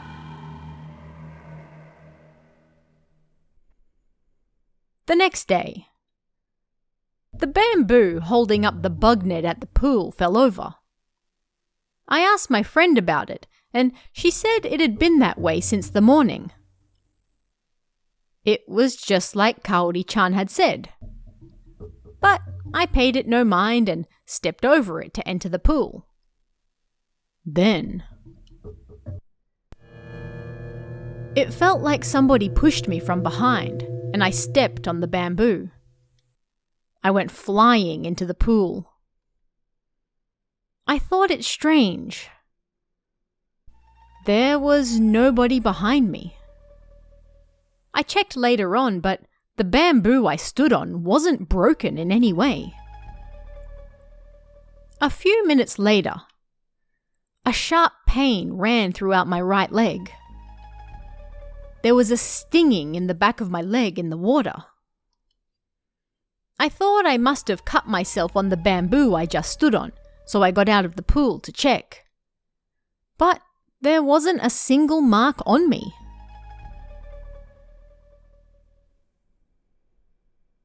Strange.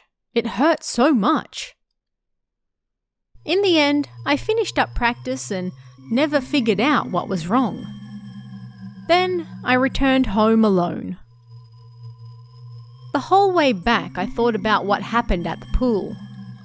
It was just too strange. It was impossible to think that what happened with the net and my leg was normal. With that on my mind, I arrived home.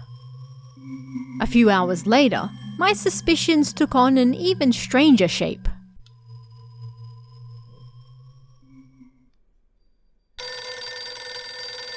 That night, I got a phone call from Kaori-chan. My mother answered, and then called for me with seeming surprise. Mayo, it's Kaori-chan. Sounds like she hurt herself again. She said she cut her right leg while cleaning the pool. Eh? She said she wants to talk to you. Ah, okay. I remembered what Kaori-chan said to me. あ、マヨちゃん Hello, Kaori-chan? プールに竹竿落ちてたやろ Yeah. But nothing happened. Are you okay? Mum said you cut your leg. How did you cut it? 竹や。もっともうちは踏んでへんけどな。あんた踏んだやろ。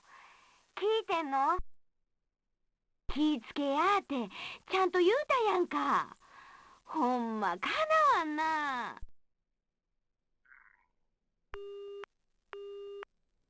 I finally understood. Kaori-chan's injury wasn't just a coincidence. For whatever reason, she took the injury instead of me. Every single one of those 7 injuries that saw her hospitalized was no doubt her taking on somebody else's injury instead. And that will continue far into the future.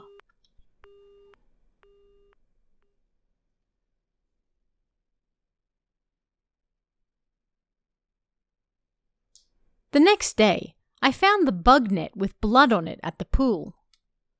That blood was no doubt Kaori-chan's. Just what on earth is she? And why is she a substitute for others?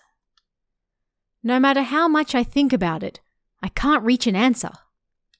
But when I think about how I'm related to her, it's quite frankly scary.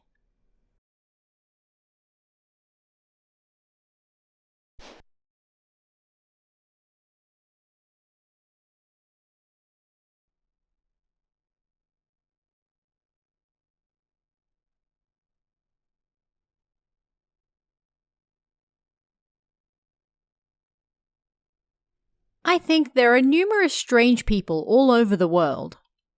I know somebody just like that as well. This story is about a relative of mine.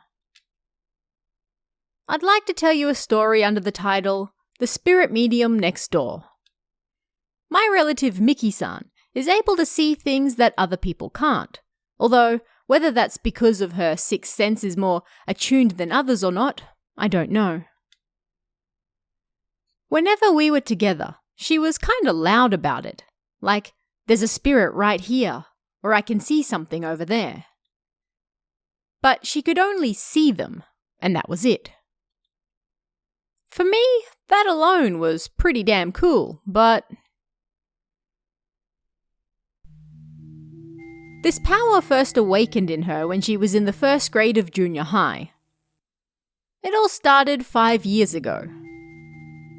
At the time, she had a friend who refused to eat. And it happened when she went to see her one day. Her friend Ryoko-san absolutely refused to eat, and even if she tried, she threw it up again. They went to the hospital, but they were unable to figure out why. Her parents were apparently quite worried about what they should do.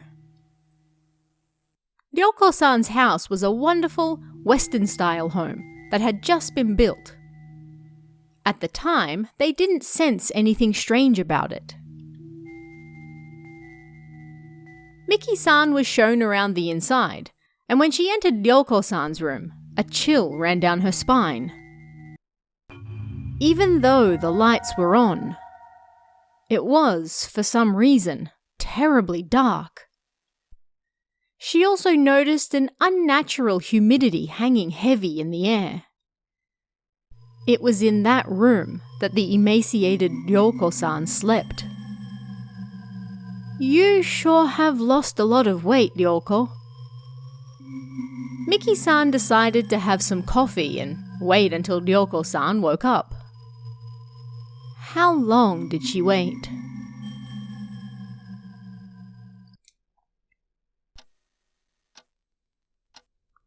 Miki-san was apparently suddenly overwhelmed by exhaustion and fell asleep. Then she had a dream. Well, she wasn't sure whether it was actually a dream or not. She said it was something that bordered the lines of dream and reality. At any rate, she was standing in Ryoko-san's bedroom. There were clothes strewn all over and they were all covered in blood. She picked them up, one by one, to put them away for her. Then something fell out of a pink shirt. She looked closer. It was a ring with a beautiful moonstone in it. It looked extremely expensive, so she put it on the nearby desk and started picking up clothes again.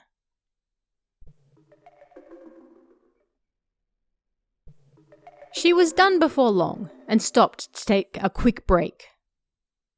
Again, she desperately tried to figure out whether she was having a dream or if this was reality. This is Ryoko's room.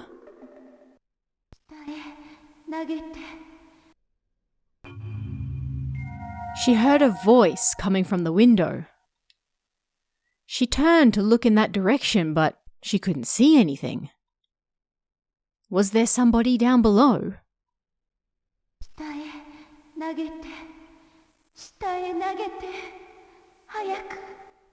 Miki-san did as the voice asked and threw the clothes out the window, piece by piece.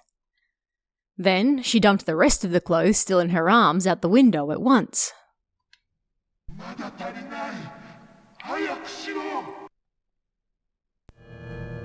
But she didn't have any clothes left. The change in that voice scared her, and she didn't know what to do. But then...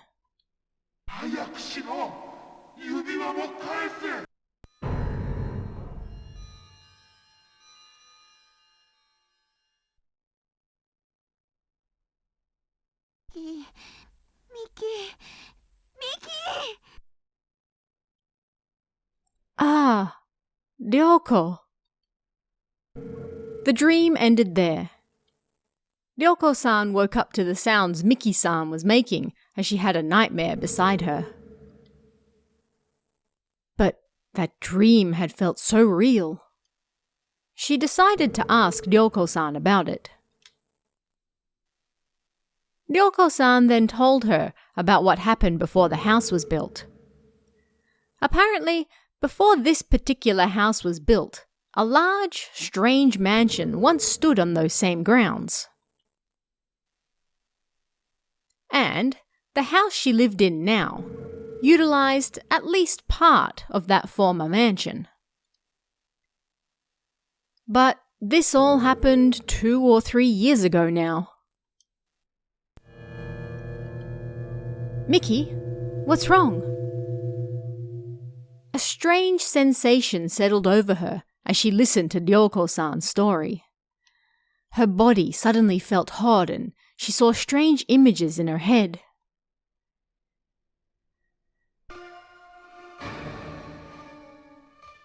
When she closed her eyes, she could clearly see it. The arm of a woman with red fingernails. That was what it looked like to her. But she had no idea what that meant. At any rate, she no longer felt well, so although it was a little rude, Miki-san said her goodbyes and returned home.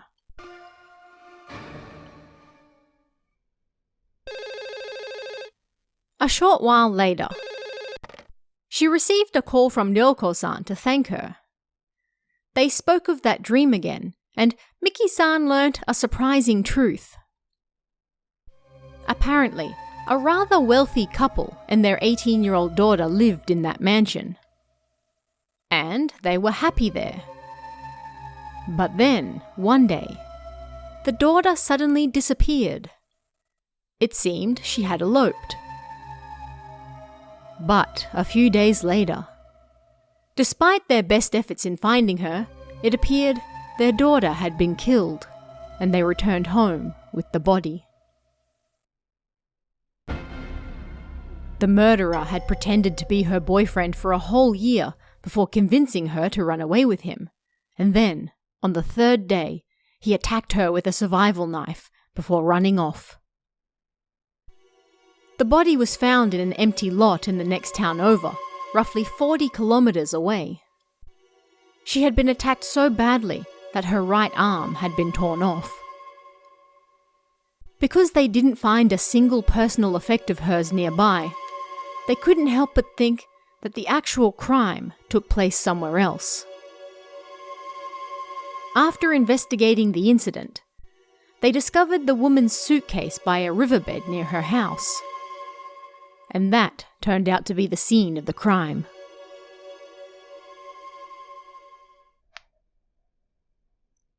Then, 3 days earlier, they found that suitcase in the storehouse of Ryoko-san's home.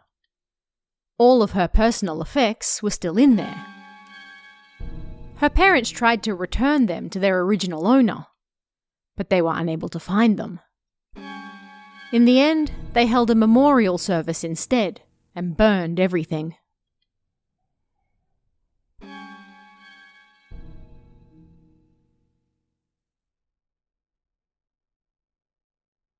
It might not be related, but after that, Ryoko-san's illness gradually got better.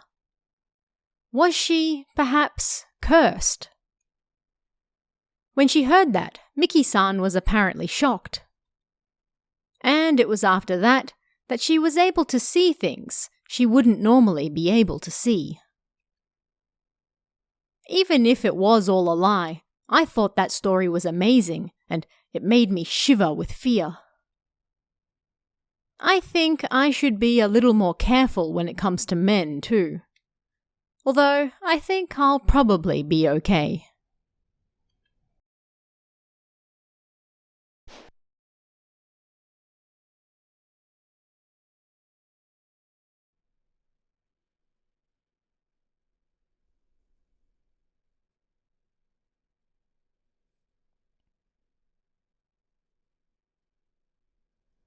I'm a 21-year-old housewife with a 4-year-old son.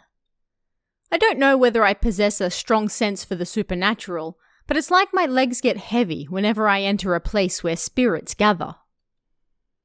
And sometimes I can't stop crying either, and it's like my body suddenly responds and I'm unable to stop it. Please listen to a scary experience I once had just like this. It all happened 3 years ago now.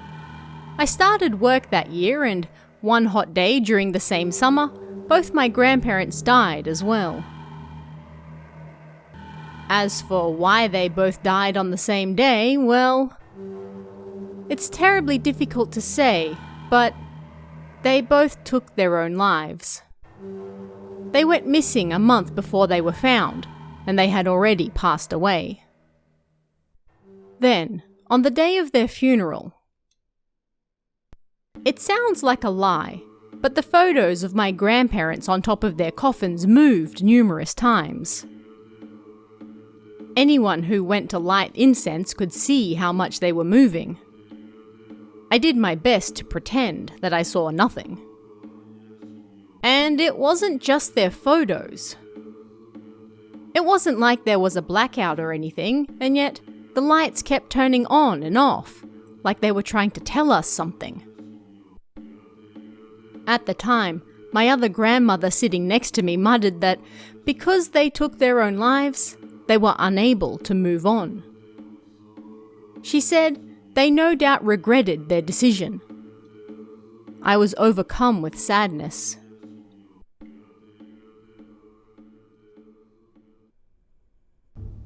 That same night, both of their remains were placed in my room. I was in no mood to sleep, and I was just filled with regret. Normally on the night of a funeral, the closest family members would spend the night with the deceased together, or the remains would be left alone in an empty room. But considering how they died, nobody wanted to sleep in the same room as them. And so, the decision was forcibly made to put them in my room. I should have said no, but considering what happened during the day, I thought there was no reason to be weird about it and refuse. More than anything, I just felt bad for them.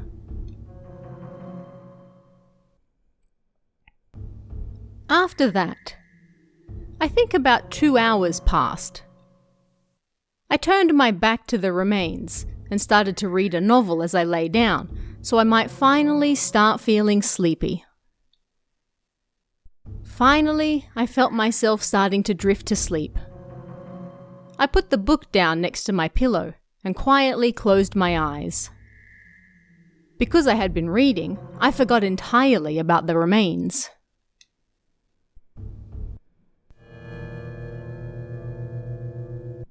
Ah! I woke up in surprise. I realized there was a yellow towel wrapped around my right arm. When I saw it, I immediately recognized it as my grandmother's. The reason was simple. It was the same one she had used when she took her life. I tried to take it off, but it wouldn't budge. An arm extended out of the closet, and holding the towel, it tried to drag me inside.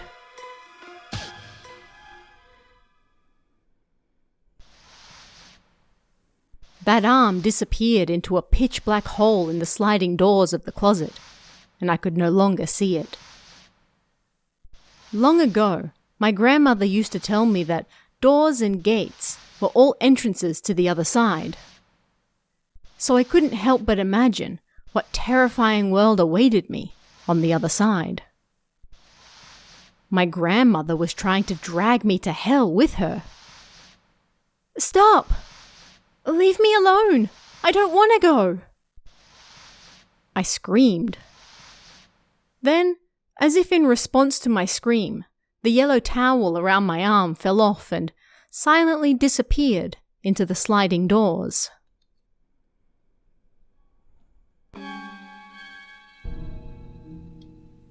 Were my grandparents lonely?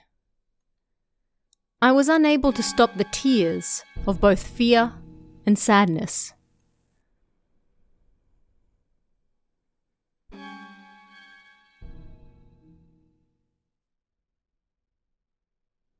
People's deaths take various forms and shapes, and there are a wide variety of reasons as well.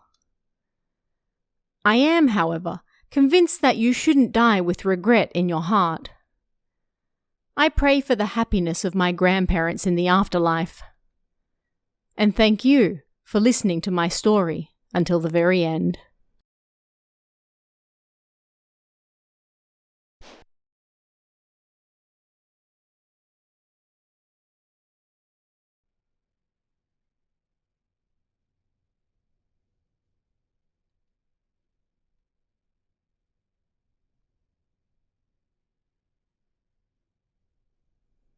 It was during Obon season. I don't remember when it was exactly, but I heard two somewhat strange stories. The first was from my mother, the other from a chief priest who held a memorial service for my ancestors.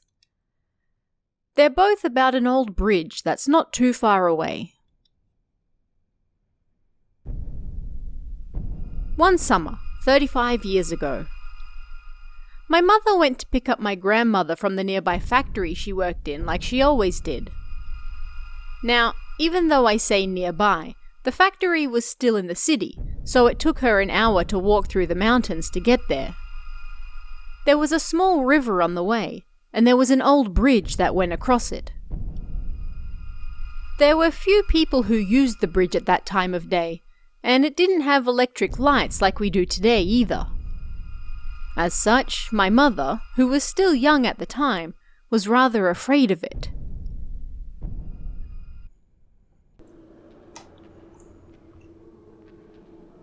And yet for some reason, on this particular day, there was a noisy group of about 15 people on the other side. My mother quickly hid behind a small shrine next to the bridge. She thought the group might be on their way home from a drinking party. I don't think there's anyone out there who'd like to run into a rowdy group of drunks on a dark night road. She waited there for the group to pass. But there was something strange. She couldn't actually see the group go past, only hear them, and then the sound disappeared on the other side of the bridge. Panicking, my mother dashed out to check the other side of the bridge, but there was no longer anybody there.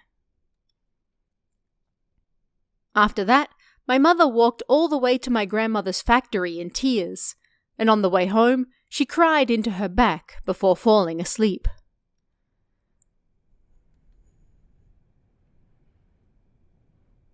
Heh, I thought as I listened to her story.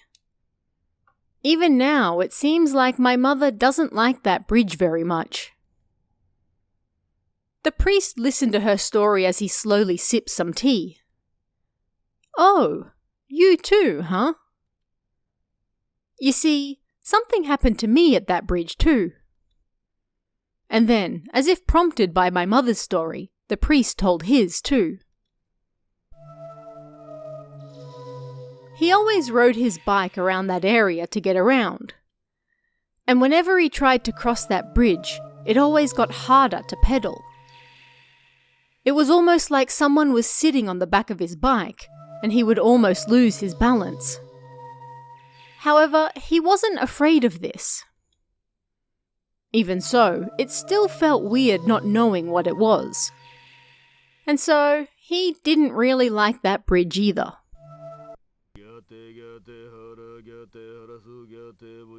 Apparently, he always chanted whenever he used that bridge. One day, he found a small shrine by the side of the bridge. Something suddenly hit him, and he said a prayer before it. After that, he would visit the shrine every so often and chant like he was enjoying time with his grandchildren.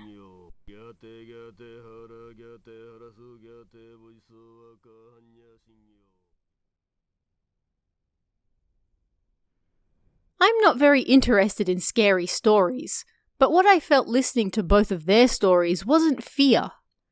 Rather, it was the strangeness that lurks in our city. Still, I don't want to have an experience like that myself. That bridge recently underwent renovations and now it's brand new and much larger. As such, there are much fewer accidents there now, and it doesn't seem quite as scary. You can often see flowers left at the small shrine nearby though, even now.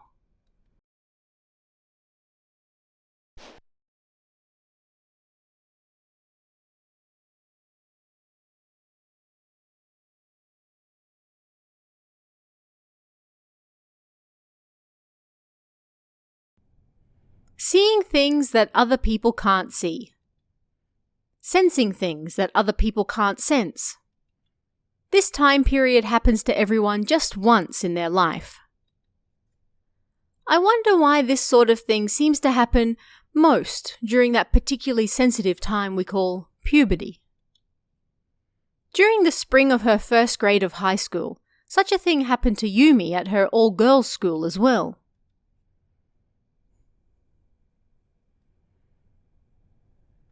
Her seat was at the very front by the hall, and there was a small window right below it. The door to the classroom was on the right-hand side, and she was surrounded by good friends. On this particular day, she couldn't get rid of the chills, despite the fact she didn't have a cold.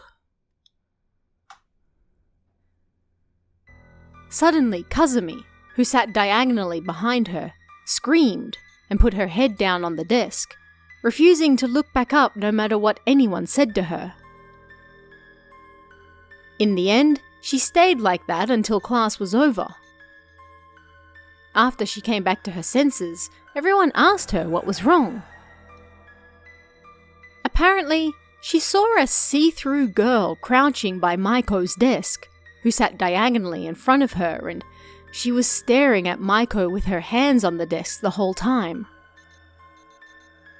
Yumi and the others decided to talk to Maiko about the girl Kazumi had seen on the edge of her vision. When they brought it up, tears started to well in Maiko's eyes. And when they listened to her story, they all started bawling as well.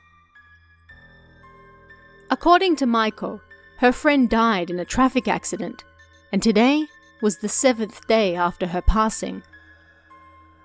And that morning, despite the fact she hadn't touched it, a letter from that friend fell out of her desk and she couldn't get that out of her mind. It said that spirits move on to the next world on the 7th day after death, so they used that day to visit those they wanted to see again. The chills that Yumi felt, and the translucent girl that Kazumi saw, and the letter Maiko spoke of. Strange things surrounded these girls all going through that turbulent period known as puberty.